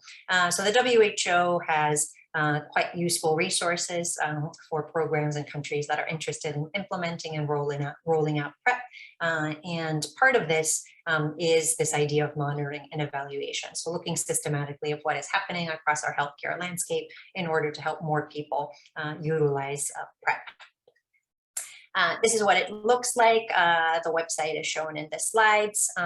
So really what the idea here is to conceptualize the different steps of how a client accesses PrEP. So identifying who is suitable, as is shown here, and as Chaga described, determining the level of eligibility and interest. And this can start from the counseling stage or all the way to the prescriber stage, then initiating PrEP, achieving adherence to PrEP, continuing PrEP, stopping PrEP, and then depending on what's happening with a particular person, starting the cycle all over again.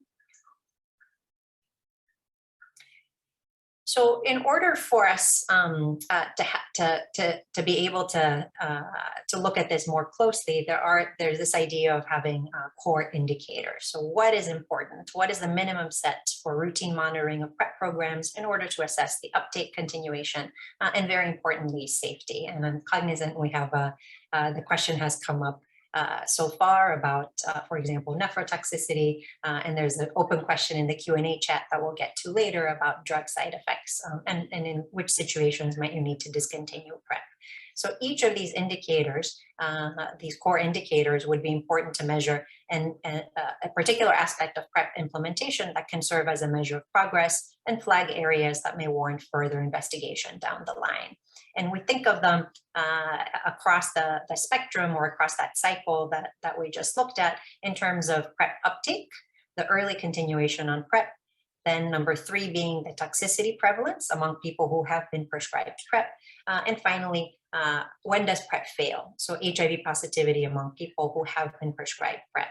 It's also very important for us in this last group to look at whether people who become HIV positive, even while participating in a PrEP program, are they appropriately linked to care? And is there perhaps any resistance associated mutations that emerge?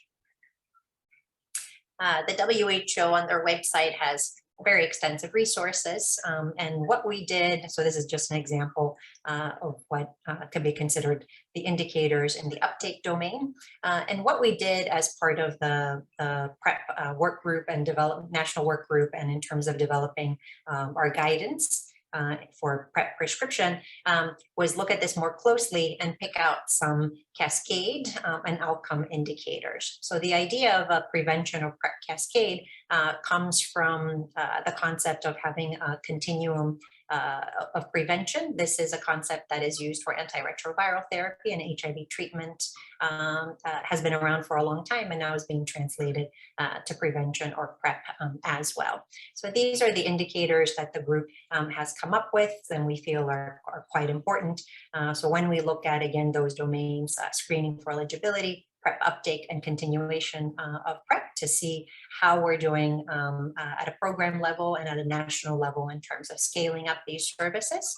And what you'll see is for each category, there are indicators that we've come up with and ways to calculate it quite simply as a percentage with a numerator and a denominator. So if I go on to the next one, that would have a look towards the PrEP cascade. And then, of course, what are meaningful outcomes for PrEP? This idea of toxicity that we talked about. So looking at what is associated with the drugs we use. So nephrotoxicity, as well as bone toxicities are important for us to track. And aside from those two main ones, any other reason that somebody has experienced toxicity and discontinued PrEP is important for us to track. And then last but not least, the seroconversion. So people who become HIV positive, even after they have participated in the PrEP program, are they linked to care, and are there any resistance mutations? So the way we've envisioned this is that the indicators are important both on a program or site level. So for our clinics and our prescribers to use, because this would be important for you to know in terms of how your clients are doing. Is there anything that, any red flags, for example, any gaps that can be improved? And then for us at a national level, it's important in order for us to look at how the rollout is going and how we can maximize the uptake of this very important tool. So last but not least, if we think about the PrEP cascade in Singapore, just to emphasize that that this is important from a monitor and evaluation standpoint, not at the individual patient level necessarily, but more important from a programmatic level. So any data that is here is not only confidential, it's completely anonymous, aggregated and program level data, no patient information goes into the monitoring and evaluation of PrEP services. It involves the 3 public health institutions and 2 GP sites that serve in the national work group and are participating in developing of the guidelines and implementing some of the interventions that you guys have heard about already. The indicators will be collected 6 monthly starting in 2022, and it will be exciting to look at the data to measure how the progress is of our PrEP implementation and flag any areas that may warrant further investigations, and finally have an idea of what is the PrEP cascade for us locally in Singapore. For the other prescribers that are joining us today in the webinar, in the course, please reach out to us. We've developed a nice, easy to use screening form and data collection tool that helps put together some of the information that has been shared so far in a kind of an easy way that you can click through it and use it for individual clients, but also to help you track how your program is doing as a whole, again, without with no individual patient data collected whatsoever. So we do highly recommend its use, and you can reach out to us in terms of how to access it. And the how to access it is very easy. The NHIVP website has been shared in the chat already. We host several useful things on there, including the guidance documents, and you can email us anytime, either at our personal emails or using the nhivp@ncid.sg. And that brings me to the end of my talk. I have the shortest for today because we have such a packed schedule for you guys. But Jinsong, I can take any questions. There is one question.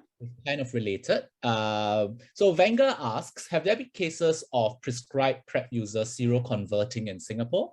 And sort of linked to what you were talking about monitoring. And are there guidelines for practitioners on the appropriate responses and communication for such unfortunate situations? Yeah, thank you. Yes, that is a good question. Yes, we have had case reports of this happening.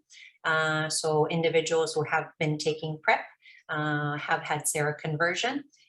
There are different reasons why this can happen for adherence to the medication, or if it was missed that the person had acute seroconversion to begin with, so which is an important thing to rule out, as you guys saw in the case scenarios. But it has happened. It's only single-digit cases, but it is very important. Those patients have been linked to care, but it is that's one of the reasons why it's important for us to collect some of this data, so we can really see how often this is happening in a more systematic fashion. In terms of what is done at the linkage to care level, right? So of course, individuals who test positive whether they've been on PrEP or not should be linked to HIV care so that they can be started on highly effective antiretroviral therapy. The difference, I suppose, is if I knew that somebody was on PrEP before they came to me, is we tailor the antiretroviral regimen that we begin differently, so that we will select different drugs. We may use 4 drugs, for example, instead of 3 to start, while we wait for additional information, such as the resistance testing that we sent to baseline. But still, patients who fail PrEP and seroconvert can still be, just important to remember that they can still be treated very effectively. So get them linked to care early, and we get them on treatment early.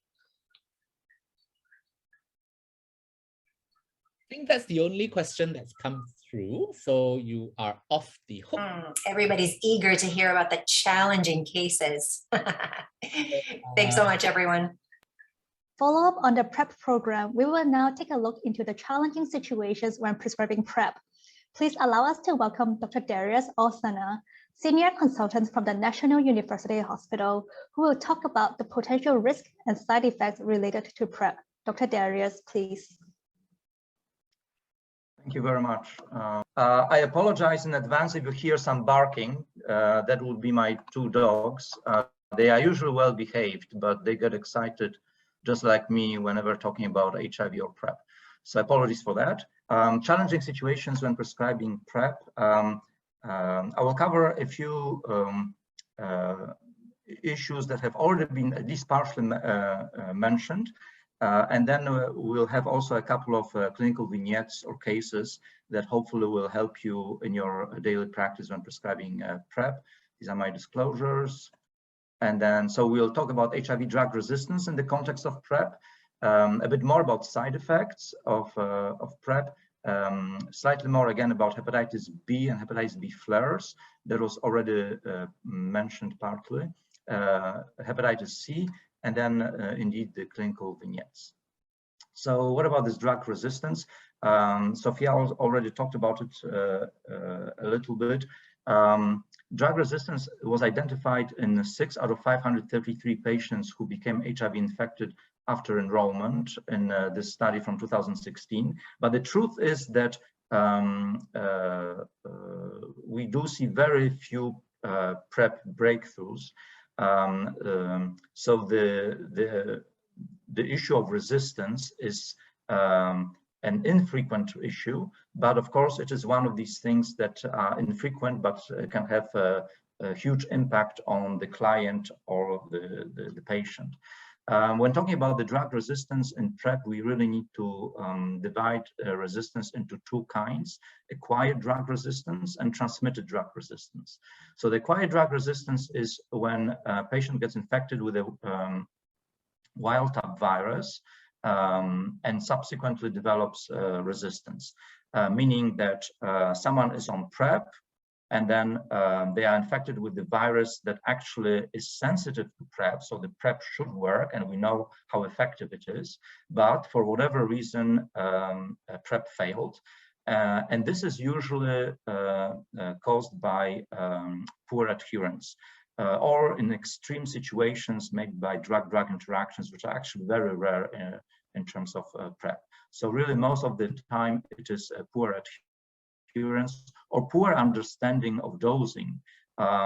This can be particularly a problem with PrEP on demand because we know that that daily PrEP can be quite forgiving if people do not have full adherence. Of course, as the previous speakers emphasized, adherence is very important, but daily PrEP you can still get away with suboptimal adherence.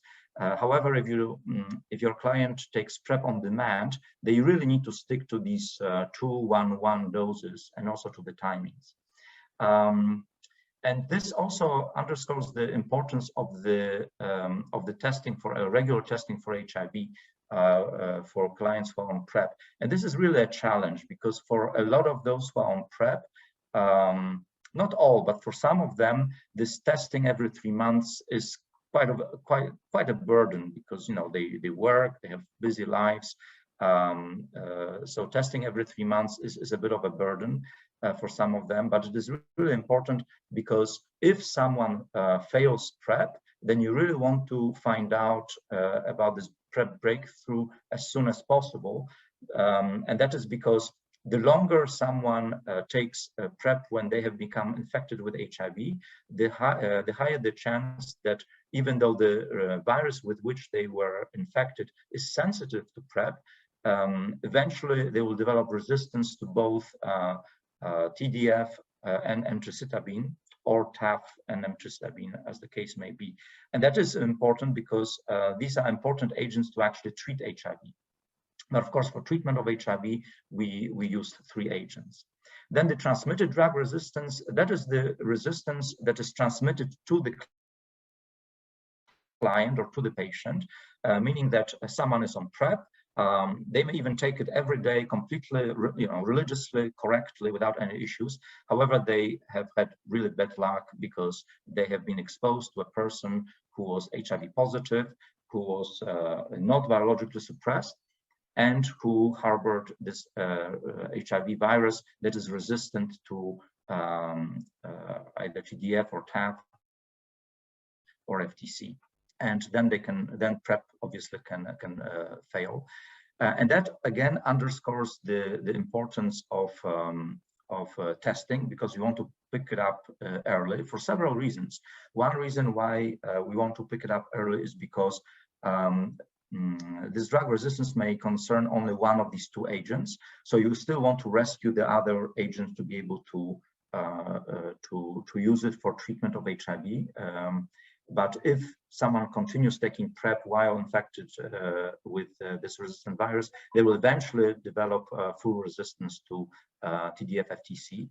Another reason is that, of course, it is not for nothing that this individual is on PrEP. So the chance is very high that he or she is having condomless penetrative sex with others. And of course, not knowing that they're HIV positive, they will put others at risk of transmission of resistant virus. And that really underscores the importance of the condom message to our clients who are on PrEP. Because that can be actually prevented when someone uses condoms on top of PrEP. Okay, but how much is it an issue in Singapore? This is data that is a bit out until 2017, but what is relevant for us is, of course, a resistance to NRTIs, because both TDF, TAF, and FTC NRTIs, and you can see that the resistance in Singapore, transmitted resistance, is really very low and has not really increased over the subsequent years. So it is not much of an issue, but resistance is higher in other countries. And again, even though resistance is low, so the chance of acquiring HIV while on PrEP, acquiring resistant HIV is low in Singapore. Again, this is a high impact event with very, very dire consequences. So what to do if someone on PrEP has been exposed to a drug-resistant virus? Obviously, you need to consider PEP, right? If PrEP doesn't work or has failed or is failing, then you need to consider other methods. If the client in question was using condoms for penetrative sex, then it's probably fine. But if they did not use condoms, then they need a kind of rescue PEP. What then needs to be done is this kind of client needs to be really referred as quickly as possible, preferably to an HIV center, because you can imagine, most of us, the PEP that we give will contain actually TDF-FTC. So tenofovir disoproxyl fumarate with emtricitabine, combined usually with a third agent. But of course, if someone has been exposed to a resistant virus, then this PEP potentially may not work. So we need to give a PEP that is a bit more elaborate, contains more agents which have higher barrier to resistance. And of course, it's important that it needs to be done immediately, because the window of opportunity for prescribing a PEP or for the first dose of PEP is, of course, 72 hours since the exposure. Okay, so let's move on a little bit to the side effects. We've spoken about it previously. PrEP is, of course, very well tolerated. Initial side effects are usually very minor. In people infected with HIV, we often see when they start ART, not often, but sometimes we see that they may have headache, abdominal complaints for a week, and then usually within 2 weeks that completely resolves. For people who start PrEP, they may have at worst some headache, abdominal complaints, usually for the first day, and within 2-3 days that completely resolves. So PrEP is really very well tolerated, even probably better tolerated than even modern ARVs, which actually are also quite safe and well tolerated. However, what we're always concerned more about are the long-term effects of particularly tenofovir, so the renal impairment, usually tubulopathy, and also the effect on bone mineral density. So in terms of the renal impairment, this can be an acute or chronic renal impairment that clients develop. Again, this was said before, TDF should not be prescribed for those who have eGFR of less than 60 milliliter per minute, and TAF for those whose eGFR is less than 30 milliliter per minute. Those who require more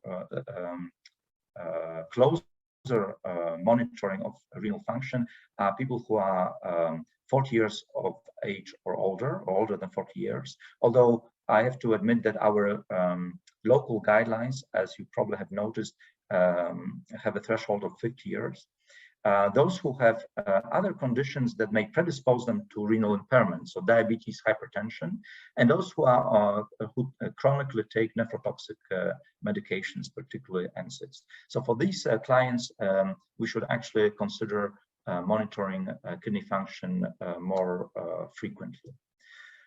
And then PrEP and bone health. There's been a lot of talk about this subject. We know that those who start PrEP, their bone mineral density scores decrease on average 3 to 4% within the first year. However, after the first or 2 years, they actually stabilize and very often also return to normal. There is still a question whether there is real increase in fractures in HIV negative individuals who are on PrEP. There is no need to perform DEXA scans before starting PrEP unless someone really has risk factors for osteoporosis or history of fragility.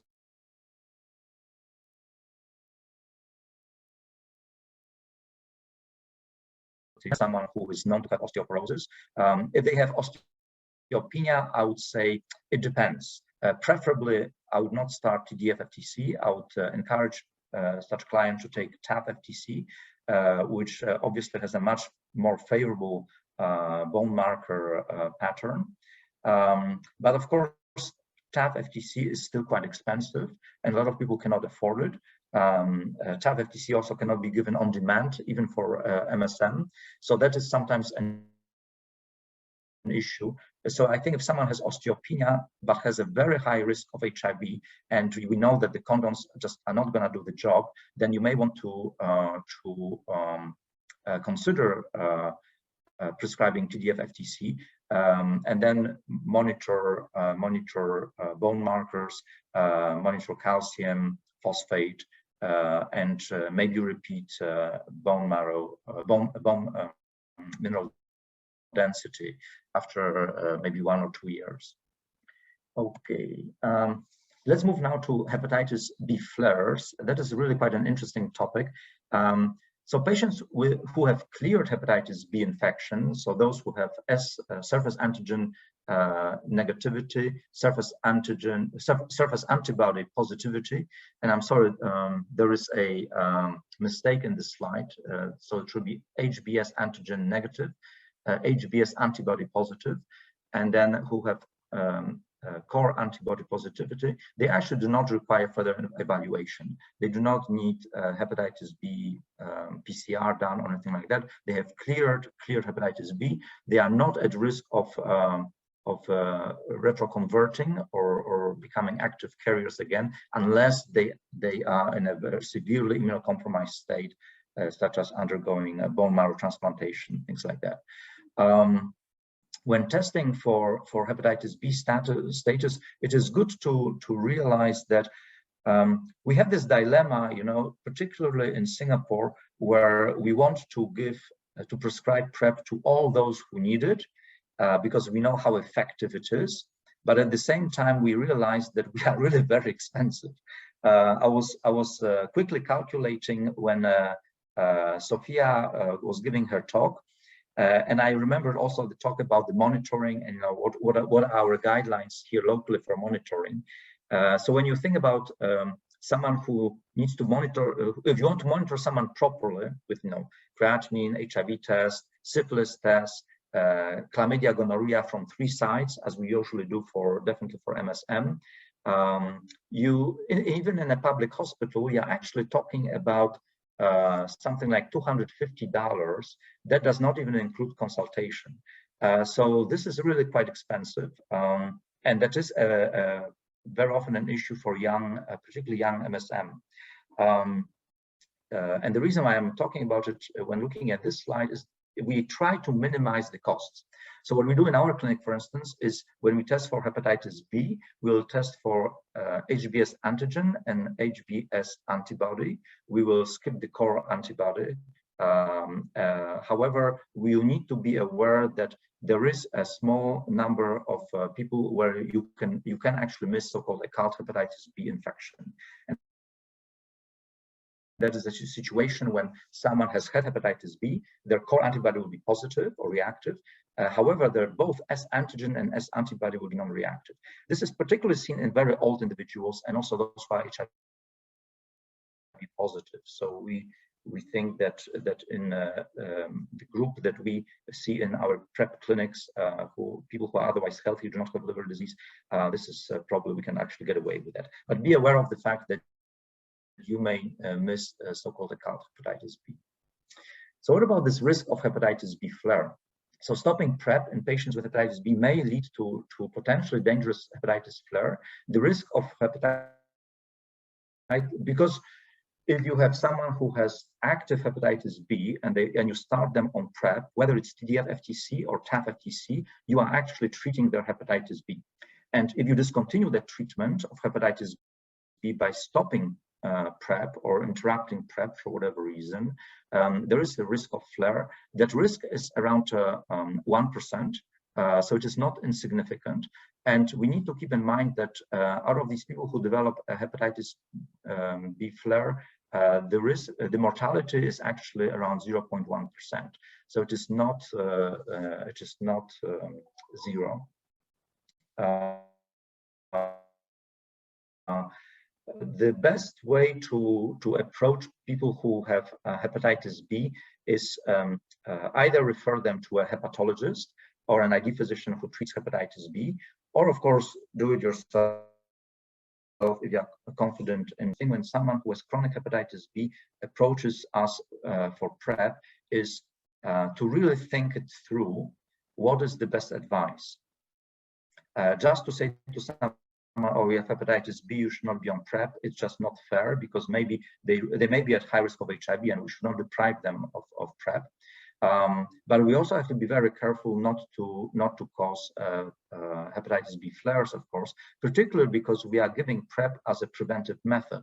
So the threshold or the tolerance of complications, of course, much lower than for someone who we would be treating, for instance, for HIV. And the best way to do it is really assess well what is the hepatitis B situation in that patient. So do a full workup of the hepatitis B, assess whether a patient has active or not application of treatment of hepatitis B. And in our Asian context, very often these patients who have active hepatitis B actually require lifelong treatment. So in a lot of these people who are on PrEP, you may actually elect to say, okay, you need hepatitis B treatment. I'm going to start you on this TAF-FTC or TDF-FTC hepatitis treatment. And a bonus is that you will be on PrEP, but actually you should never stop this PrEP or hepatitis B treatment on your own. And what's important is that those who have active hepatitis B should never be prescribed PrEP on demand, because then, of course, you can imagine you will be driving resistance to hepatitis B. Probably not so much risk of flares, but causing resistance because of this starting hepatitis B treatment with PrEP on demand. Okay, moving on to hepatitis C. This is a very short part of my talk. I think that it is important in terms of hepatitis C. It is important to really make our clients aware of hepatitis C. When you look at I think people who are on PrEP, whether it's Singapore or overseas, those that are most knowledgeable about PrEP will probably be MSM, at least a certain segment of the MSM population. But even those who may know a lot about the risk of syphilis, chlamydia, gonorrhea, about how to take PrEP, where to get PrEP, they may not be aware that actually hepatitis C is a sexually transmitted infection among men who have sex with men, and that condomless anal sex is the highest risk of acquiring hepatitis C sexually. There have been over the last decade multiple outbreaks of sexually transmitted acute hepatitis C among men who have sex with men. This is just an example from Amsterdam, but they've been all over the world. In Singapore, we've been quite lucky. We have not had a lot of outbreaks. Initially, those outbreaks were particularly among HIV positive MSM, but since introduction or scaling up of PrEP, we've been seeing clusters of acute sexually transmitted hepatitis C among HIV negative MSM who are on PrEP. So there is, this may also come to Singapore. We may also encounter such clusters in the future. And that is why it's very important to inform our PrEP clients that while on PrEP, if they do not use condoms, particularly for anal sex, they are at risk for hepatitis C. And we do see acute hepatitis C among PrEP users in Singapore. It's not common, but we do see it. And of course, ideally, you would want to test, as was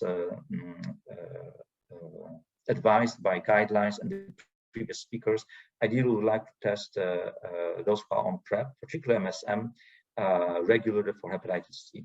Again, this may be a bit of an issue. We are really trying to cut costs and to make the PrEP accessible to those who may not have a lot of money.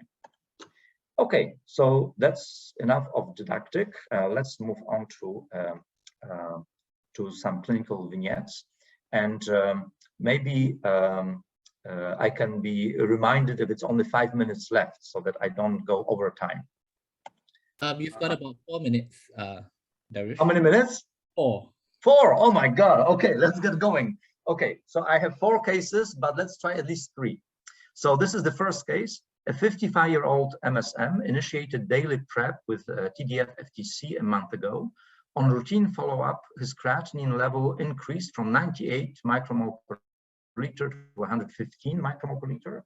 You offer him daily TAF-FTC, as you probably would based on the talks that we have discussed, but patient declines it due to high costs. So could we have a poll, please? So what would you do? Would you discontinue PrEP? Would you switch to PrEP on demand and monitor creatinine closely?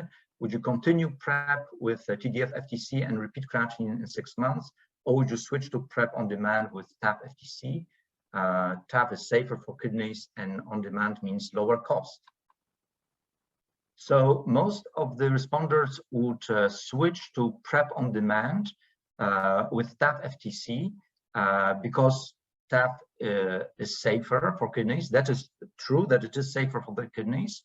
And on demand means lower cost, particularly for those who may not have sex that frequently.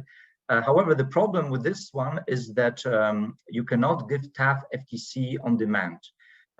We just do not know whether it works. The data that we have for licensing of TAP FTC, it was all daily PrEP. So unfortunately, even for MSM, you can actually not give TAP FTC on demand. So second most popular option was to switch to PrEP on demand and monitor creatinine closely. I think it is a good option if someone, but of course it is not a good option if someone has sex twice a week, right? Because then they'll be virtually taking PrEP on the PrEP daily. But if your client does not have sex that often, you can definitely try that, and I tried that in my clinic several times, and you just monitor it very closely. Then another option was discontinue PrEP or continue PrEP with the same agent, DF-FTC, and repeat creatinine in 6 months. So I think these are also not wrong. I think discontinue PrEP, it really depends on the risk. If someone has really substantial risk for HIV, if they have proven that they do not use condoms, not that they just are using condoms less after starting PrEP, but even before starting PrEP, they were not using condoms for penetrative sex, then I think we really have to be careful when we stop PrEP, because you also do not want them to be infected with HIV. And then an option of continuing and close monitoring is I think a good option. Okay, let's go to the next slide. Okay, case 2. A 34-year-old MSM on daily PrEP with TDF-FTC contacts you after having had both insertive and receptive condomless anal sex last night with a regular friend with benefits who is also on daily PrEP. The friend just informed him that this morning he did a rapid HIV test, which he purchased on internet, which seems to be weak positive. So we have a case here of your client being on daily PrEP, who has had sex with someone who is also on PrEP, but that sex partner just informed him that his self-testing done using a test purchased from internet is weak positive. So obviously the client contacts you in panic, what should I do? And here are the options. The rapid test is probably falsely positive, as the friend with benefits is on PrEP, so you reassure your patient. Second option, you advise to double dose the PrEP, so just to take 2 tablets a day for the next 7 days, just in case. Then the third option is you prescribe 28 days of PEP with tenofovir, emtricitabine, and raltegravir, which is more or less standard PEP that we normally prescribe. And the last option is none of the above. But then I would like to know what you would do. Okay. So. Maybe let's address B first. Advice to double the dose of PrEP. That is something we should not do. The dosing of PrEP is very, very fixed, very much fixed. Meaning either you are on daily PrEP or you are on PrEP on demand, and then the PrEP on demand is 2-1-1. Or maybe a bit longer if someone has multiple exposures. However, doubling dose would not be a good idea. I would not advise that. Most of you would prescribe PEP. I would be very careful with this. I think the question here, of course, is that friend with benefits, is he HIV positive, right? And of course, it's a very difficult situation because the result is not clear. It's a test purchased on internet. We don't know whether it was done properly. We don't know whether it was a well manufactured and licensed test. So we do not know whether that person is really HIV positive. But in this kind of situations, of course, we always try to assume the worst case scenario for our patients until proven otherwise, until they are in the safe waters. So in this kind of situation, I would assume that that friend with benefits is HIV positive. And with these self-testing, if they are weak positive, actually you do need to assume that, and you need to then rule out HIV infection with other tests. So in this case, I would assume that our client has been exposed or has had contact with someone who is HIV positive. Normally, it's not a problem, right? I mean, he's on PrEP, but the problem here is that his buddy, he also is on PrEP. So if the friend with benefits is now HIV positive in spite of taking PrEP, then it means something went wrong. Either he did not take PrEP properly and he got infected with HIV, and maybe if it went on for some time for him being positive and he continued taking PrEP, then he may have now developed resistance. So you may remember from one of my first slides, there will be acquired resistance. Or maybe he himself so that friend with benefits took PrEP properly or by the book, but had been exposed to someone who had HIV virus resistant to either tenofovir or to emtricitabine, which then puts our client in a very precarious situation, because then his PrEP will also not work. And then that means that he has now been exposed to HIV, which is resistance to his PrEP. So actually you cannot give the standard PEP, because as you can see in slide C, in option C, the standard PEP is tenofovir, FTC, raltegravir. So you would be actually giving someone like that PEP with only one agent, which actually is not enough. So actually I think I addressed all of these. So clearly you need to do something else. What I would advise in this situation would be for the friend with benefits to immediately get tested for HIV through a 4th generation test. And I would say including viral load. So then you can really assess his HIV status. And if he is negative, then okay, this was a false negative test. If he indeed is infected with HIV, then most likely he has high viral loads, he poses high risk of infection, then definitely our client should be on PEP and continue PEP. But of course, he needs to start PEP within 72 hours. And that kind of situations, we usually give a modified PEP, which will include usually also protease inhibitors. Am I allowed to do one more case, or am I really too late? Sorry, I think we really need to sort of run on. No problem, no problem. In that case, I'm done. Thank you very much for attention. Okay, thank you so much, Dr. Darius. Last but not least, we have Dr. Tan Kok Kwan, Medical Director of the Dr. Tan Medical Center. He will speak about the PrEP prescription from a general practitioner's perspective. Dr. Tan, please. Okay, thanks a lot, Lavinia. Okay, let me get the tech out of the way. Let me share my screen. Right. Thanks everyone for staying right to the end of the talk, and all hang in there. We're on the last stretch. Okay. So let me get my slide started. Okay, I know it's been a tiring day for all of us, and we can't wait to start our weekends and intermingle with our legally mandated 5 people. So I'll make my talk as short and hopefully as informative as possible. Okay, so now you've spent the afternoon listening to all the experts talking to you about all the science behind HIV PrEP.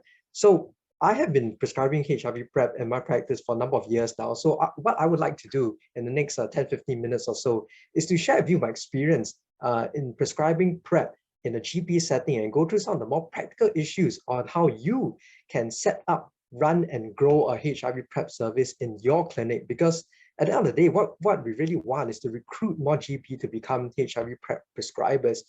Because all of us GPs, we're such a critical part in the community medical workforce to achieve our vision of ending HIV transmission in Singapore by 2030. So I understand there's a spectrum of doctors in this talk, from experienced prescribers to novice prescribers. So I do hope there's something here for everyone. And for the paramedical staff, I think at the end of this, you'll really appreciate the critical role you play in supporting us doctors recruit and maintain patients on HIV PrEP. Okay, so how do you go about starting a HIV PrEP service in your practice? So I've divided into hard and soft requirements, right? For the hard stuff, you will find that you actually already have a lot of what you need to start a PrEP service. Okay, because you attended this talk, you now have all the requisite knowledge and competency to manage patients on HIV PrEP. Right? Please go to the NCRD website to download the HIV PrEP prescribing guidelines, print it out just like I have. So it gives you a very easy, accessible desk reference so that you can always refer to that on the details on like what kind of tests to do and when. I've included the link in my slide. So speaking of tests, now the lab tests required things like like what Xiaoyi went through just now, creatinine, hepatitis screening, HIV screening, syphilis screening. Now, all these are, as we know, are very standard tests. And I'm sure all of us already have the infrastructure in our clinics to send biological samples to the lab, receive results, and importantly, communicate these results to our patients in a confidential manner. One test that Choi mentioned was also a viral load. You know, we can also send viral load testing via the commercial labs. It's honestly just 3 simple EDTA tubes. It is a bit pricey, but if it's a service you want to explore, perhaps you can contact your commercial lab representative to ask about it. Now, the one test that some of us or some of you may not have is the point of care rapid HIV test. Now, these tests are actually now easily available for a number of suppliers in relatively small minimum order quantities. So now it is honestly easier than ever to offer rapid point of care HIV tests in your clinic without worrying about expensive stocks or expiring test kits, even if you do a relatively low volume. Of course, if and when you do purchase these tests, I really think we should take the time to read through the product inserts that come with these tests and really familiarize ourselves with the test performance characteristics as well as details on how to perform the test, right?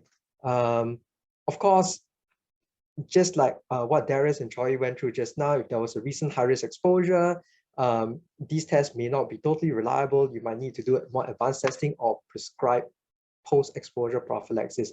You'll obviously find details in the PrEP guidance document, and some of this has been discussed during this talk also. Just as a point of interest, there's also point of care rapid test kits for syphilis. Right?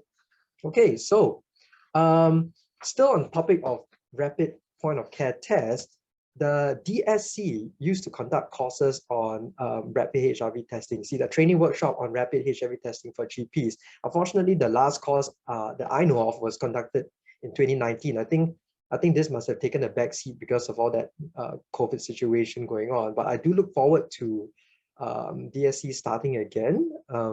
And I do encourage every one of us to sign up for this course if given a chance.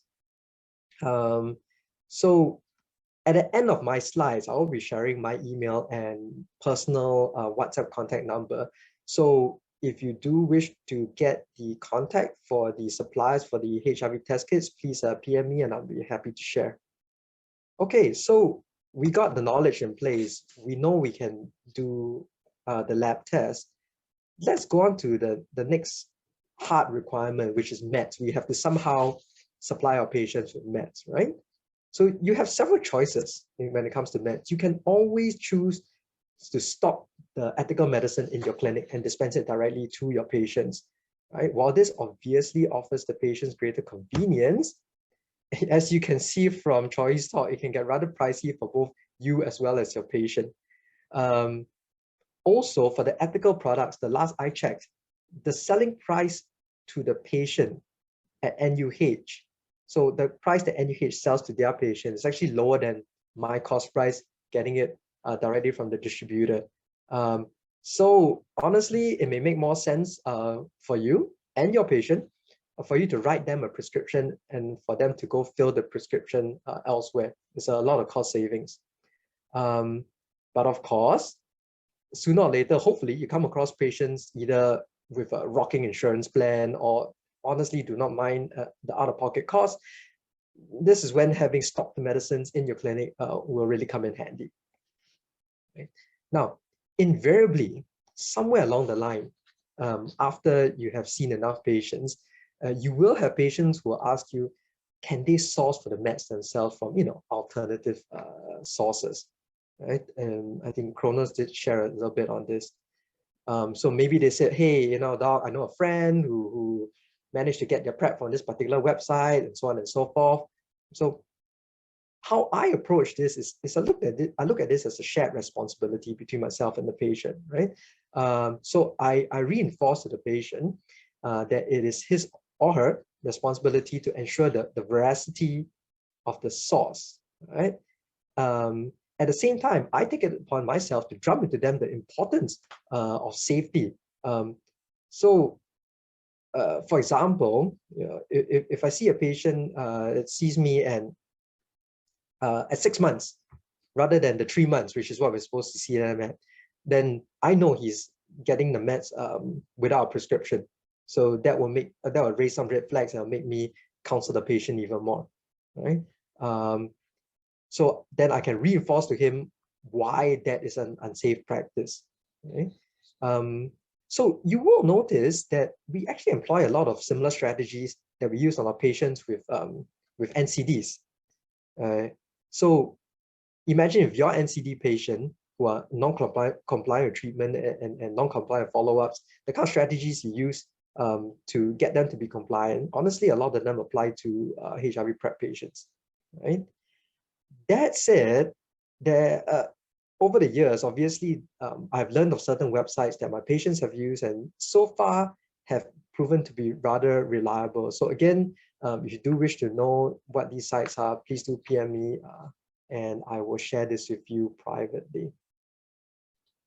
Another very common question, which you definitely get, one of your patients is going to ask you is, what is the legality of importing medicines into Singapore, right? They're so scared of getting caught by customs, yada, yada. Okay, well, the HSA rule on this is rather clear, all right? So I got this screen capture from the HSA website, right? The patients are allowed to bring in 3 months of medicine for their personal use as long as they are not on the prohibited list. So what medicines are on the prohibited list? Namely these ones. Close this. Okay, so basically your sedatives, your psychotropics, right? So again, this is taken as a screen grab from the HSA website. You will notice that the HIV PrEP medicines are not on this list. Now, just to doubly reassure you, right? Or as we say, just to double confirm, right? I went to the HSA, they have this portal for you to ask about medicines that you want to bring in. So I filled out this online tool to check the requirements for bringing personal medications into Singapore. And obviously I filled it out with tenofovir, as you can see on the screen, tenofovir and emtricitabine. And am I bringing in more than 3 months supply? No, so 3 months maximum. And lo and behold, the portal tells me this medication does not require approval. So double confirm that our patients can very legally bring in 3 months worth of HIV PrEP for their personal use. So you can reassure your patients on this fact. In the absolute worst case scenario, what I have seen, and it has only happened to 2 of my patients, is that customs will require them to present their local prescription before it is cleared. So 2 of my patients had to bring a prescription signed by myself down to customs, show it to them, and boom, the medicines was cleared. So not an issue at all, maybe a tiny bit of inconvenience, right? So that really covers the hard requirements on starting a HIV PrEP service in your clinic, right? You have the knowledge, you can do the lab test, you can provide the meds. So let's move on to what I would say are some of the softer requirements, right? Namely, how do you build your patient base? Because let's face it, we've all learned this skill. Now we're keen to practice it, right? We're keen to do our part to end HIV transmission in Singapore. So how do we actually start getting patients to start on HIV PrEP? Now, I will go so far as to say that in my experience, when I initiate the conversation of sexual health in an open and unbiased manner with my patient, I'm always pleasantly surprised by how most patients will open up. Right? It's almost like they were given permission to speak on a facet of their healthcare that otherwise they have never spoken to anyone about. So some of you may already be running clinics focused on sexual health, so this really shouldn't be a problem for you at all.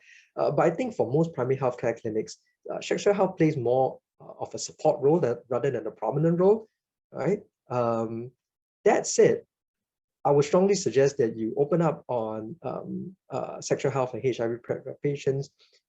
Be the guy to remove the barrier from the topic, and I think you'll be pleasantly surprised how your patients respond. Okay, so now more specifically, right? I would say a very natural source of patients would be patients who come to see you for sexual health things in the first place. So patients who come to see you for things like what? For STD treatment and screening, even for sexual performance issues, erectile dysfunction, premature ejaculation, contraception, HPV vaccination, hepatitis vaccination. When you're providing such services, which I'm so sure all of you do, it's actually a good opportunity to bring up HIV PrEP. Now, another group of patients I find that it's very natural to bring up HIV PrEP is the patients who attend for health screening, because I think most of us know that most lab health screening packages actually include HIV and syphilis screening. So perhaps when you're discussing these results with them, you can also bring up the topic of HIV PrEP. For those of you who are a little braver, you might want to have brochures or pamphlets on HIV in your waiting and consult rooms. I find this useful because then it is actually the patients who bring up the topic to me rather than me bringing up the topic to the patients. So at the end of this talk, I think Lavinia will be sharing with you this nice poster by NCID that I think you can request for and put it up in your clinic. Certain pharmaceutical companies also produce brochures and pamphlets like these. And I think if they have these posters still in stock, they'll be more than happy to give them to you to display in your clinic. So I personally, like I said, I personally find this extremely useful to encourage patients themselves to bring up the topic. So hopefully in no time at all, right, you will already have a sizable number of patients under your care for regular HIV PrEP. You will also find that these same patients would naturally be much more comfortable approaching you for all their other sexual health needs like ED or PE or PV discharges and so on and so forth.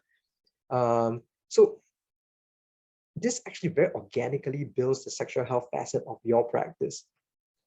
So now, while all this sounds well and good in theory, right? Personally, I find that the biggest challenge most of us will face is communication. Right? And having effective communication skills go a long way in ensuring that patients stay on HIV PrEP.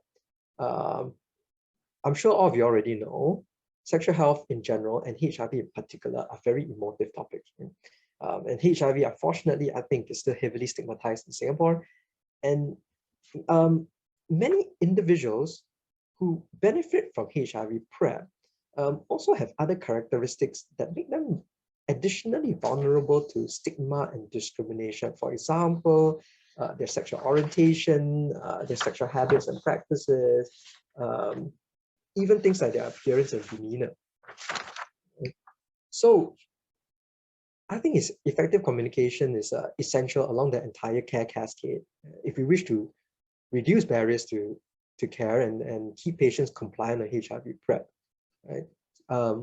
Honestly, Shamini and Arun went through this previously in great detail, which is great. I think we all learned a lot from them. So effective communication starts even before your patient walks into your clinic, right? So for example, things like the language used on your website, when you first call and it's not you and it's your clinic staff that picks up the phone, how the calls are handled. Of course, when the patient first arrives, his or her first interaction with your counter staff, whether or not they use neutral pronouns, and after seeing you, also the interaction with the medication provider, for example, the pharmacist. So an entire care cascade is really important, right? So I would like to think that most of us as medical professionals, be it doctors or paramedical staff, and especially since you're already attending this course, none of us are actually intentionally biased, right? However, we can be unintentionally biased and say things that, although not outlandishly bigoted, still hurt on a micro level, right? Now, these things are known as microaggressions, and our patients can be facing them every day. And over time, they can be almost as damaging as outright stigmatization or discrimination. Right? So obvious examples would be things like using improper pronouns, using given names rather than preferred names. Right? So our previous speakers like Shamini, like Kronos, Prof. Martin, spoken on counseling techniques and history taking. I think that serves as a very good platform for us to build on. That said, I would like to encourage all of us to do two things. So how do we become aware of our unintentional biases? Take 10 minutes of your time, go do this thing called the implicit association test. Now, this is an online test. This is the link. This test is run by Harvard U. And it's a rather semi-objective way for you to find out if you have any implicit biases. So I did this test several years back, and I did it again just 2 weeks ago, and boom, here are my results, right? So it says the responses suggest a slightly automatic preference for gay people over straight people.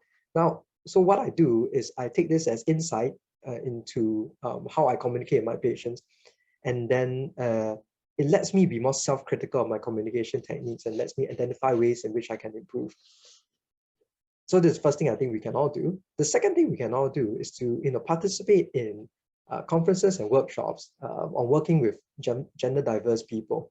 So there are international conferences, for example, the Asia PrEP, which is free and held online. And there are also local conferences like the recent SGH workshop. So for those of you interested, please PM me, maybe I can keep you updated on the courses coming up. Okay, so just in time.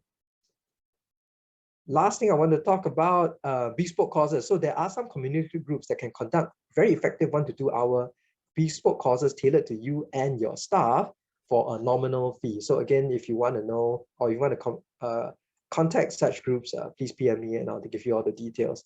Okay, so I'm going to wrap up. In summary, you already have what it takes to start, run, and grow a successful HIV PrEP practice in your clinic. Please initiate a conversation with your patients to start building your patient base. And I think we can all work to be more aware of our unintentional biases and improve our communication skills. So as promised, this is my personal email and WhatsApp number, and please do feel free to contact me if you need any more information. All right, thank you. Back to you, Lavinia. Thanks so much, KK. There are a few questions, some of which I think may be better dealt with if the attendee contacted you personally. So a supplier for test kits, and I think somebody also asked, do you bring up the topic of PrEP with your patient, which I think you've clearly indicated that you do. Oh, maybe just a practical question. Do you give the patient a prescription for PrEP and advise them to get it on their own or from a hospital pharmacy? Maybe just sort of reiterating some issues about supply. I give them all the options. So I give them a written prescription on PrEP, and I give them all the various options on where they can get it and the rough cost of each. And then I let them make the decision on their own. Okay. There's another question, I think just from Venga as well, about clients who are disappointed by their GP by the way they responded to their sexual history and lifestyle. So I guess any good tips for or any resources for good communications? Yeah, again, this comes down to the same problem, which is communication skills. I don't see a problem with the GP or the patient. There's probably just a breakdown in communication.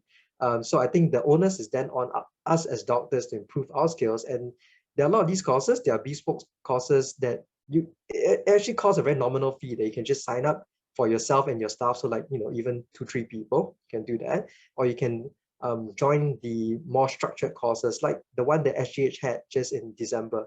Hopefully they'll come out with another one. I'm not sure when. Thanks so much, KK. I think there's just a question as well about some hospital pharmacies being cheaper for PrEP. Will hospital pharmacies accept external prescriptions? Maybe I think for this one, I'll just jump in, working in a public healthcare institution. It really depends. And we would really advise that, if you're prescribing and offering patients prescriptions, just to maybe call ahead and check with the PHIs whether these are accepted or not. Generally speaking, we do accept them, but best to check. Right, thanks so much, KK. That's all the questions that are there today. Thanks, yeah.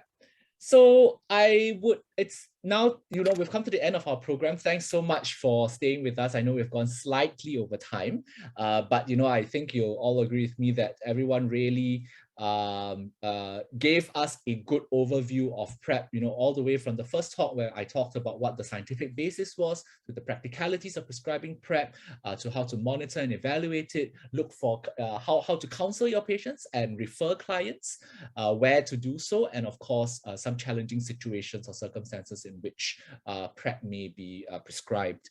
Now, we are going to now do a very quick PrEP prescribing poll, which I think my team will put up on the screen.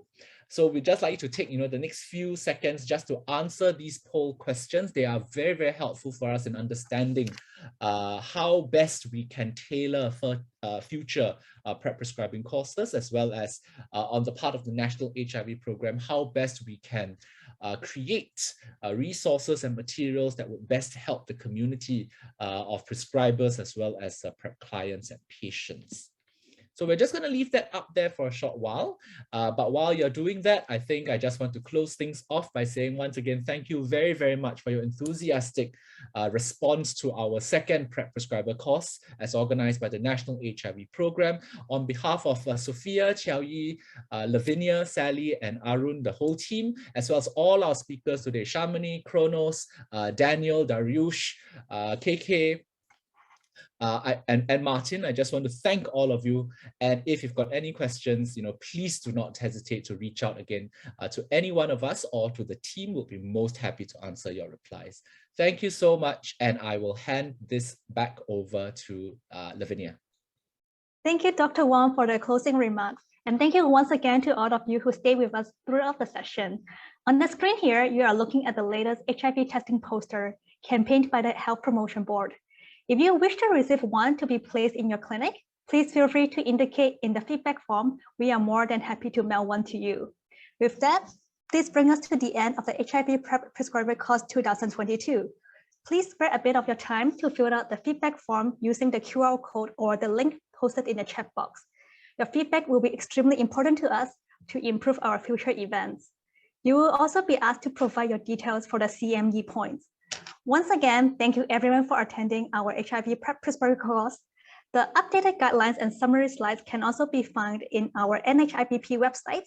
You may find the link in the chat box or visit our webpage at www.ncid.sg/NHIPP.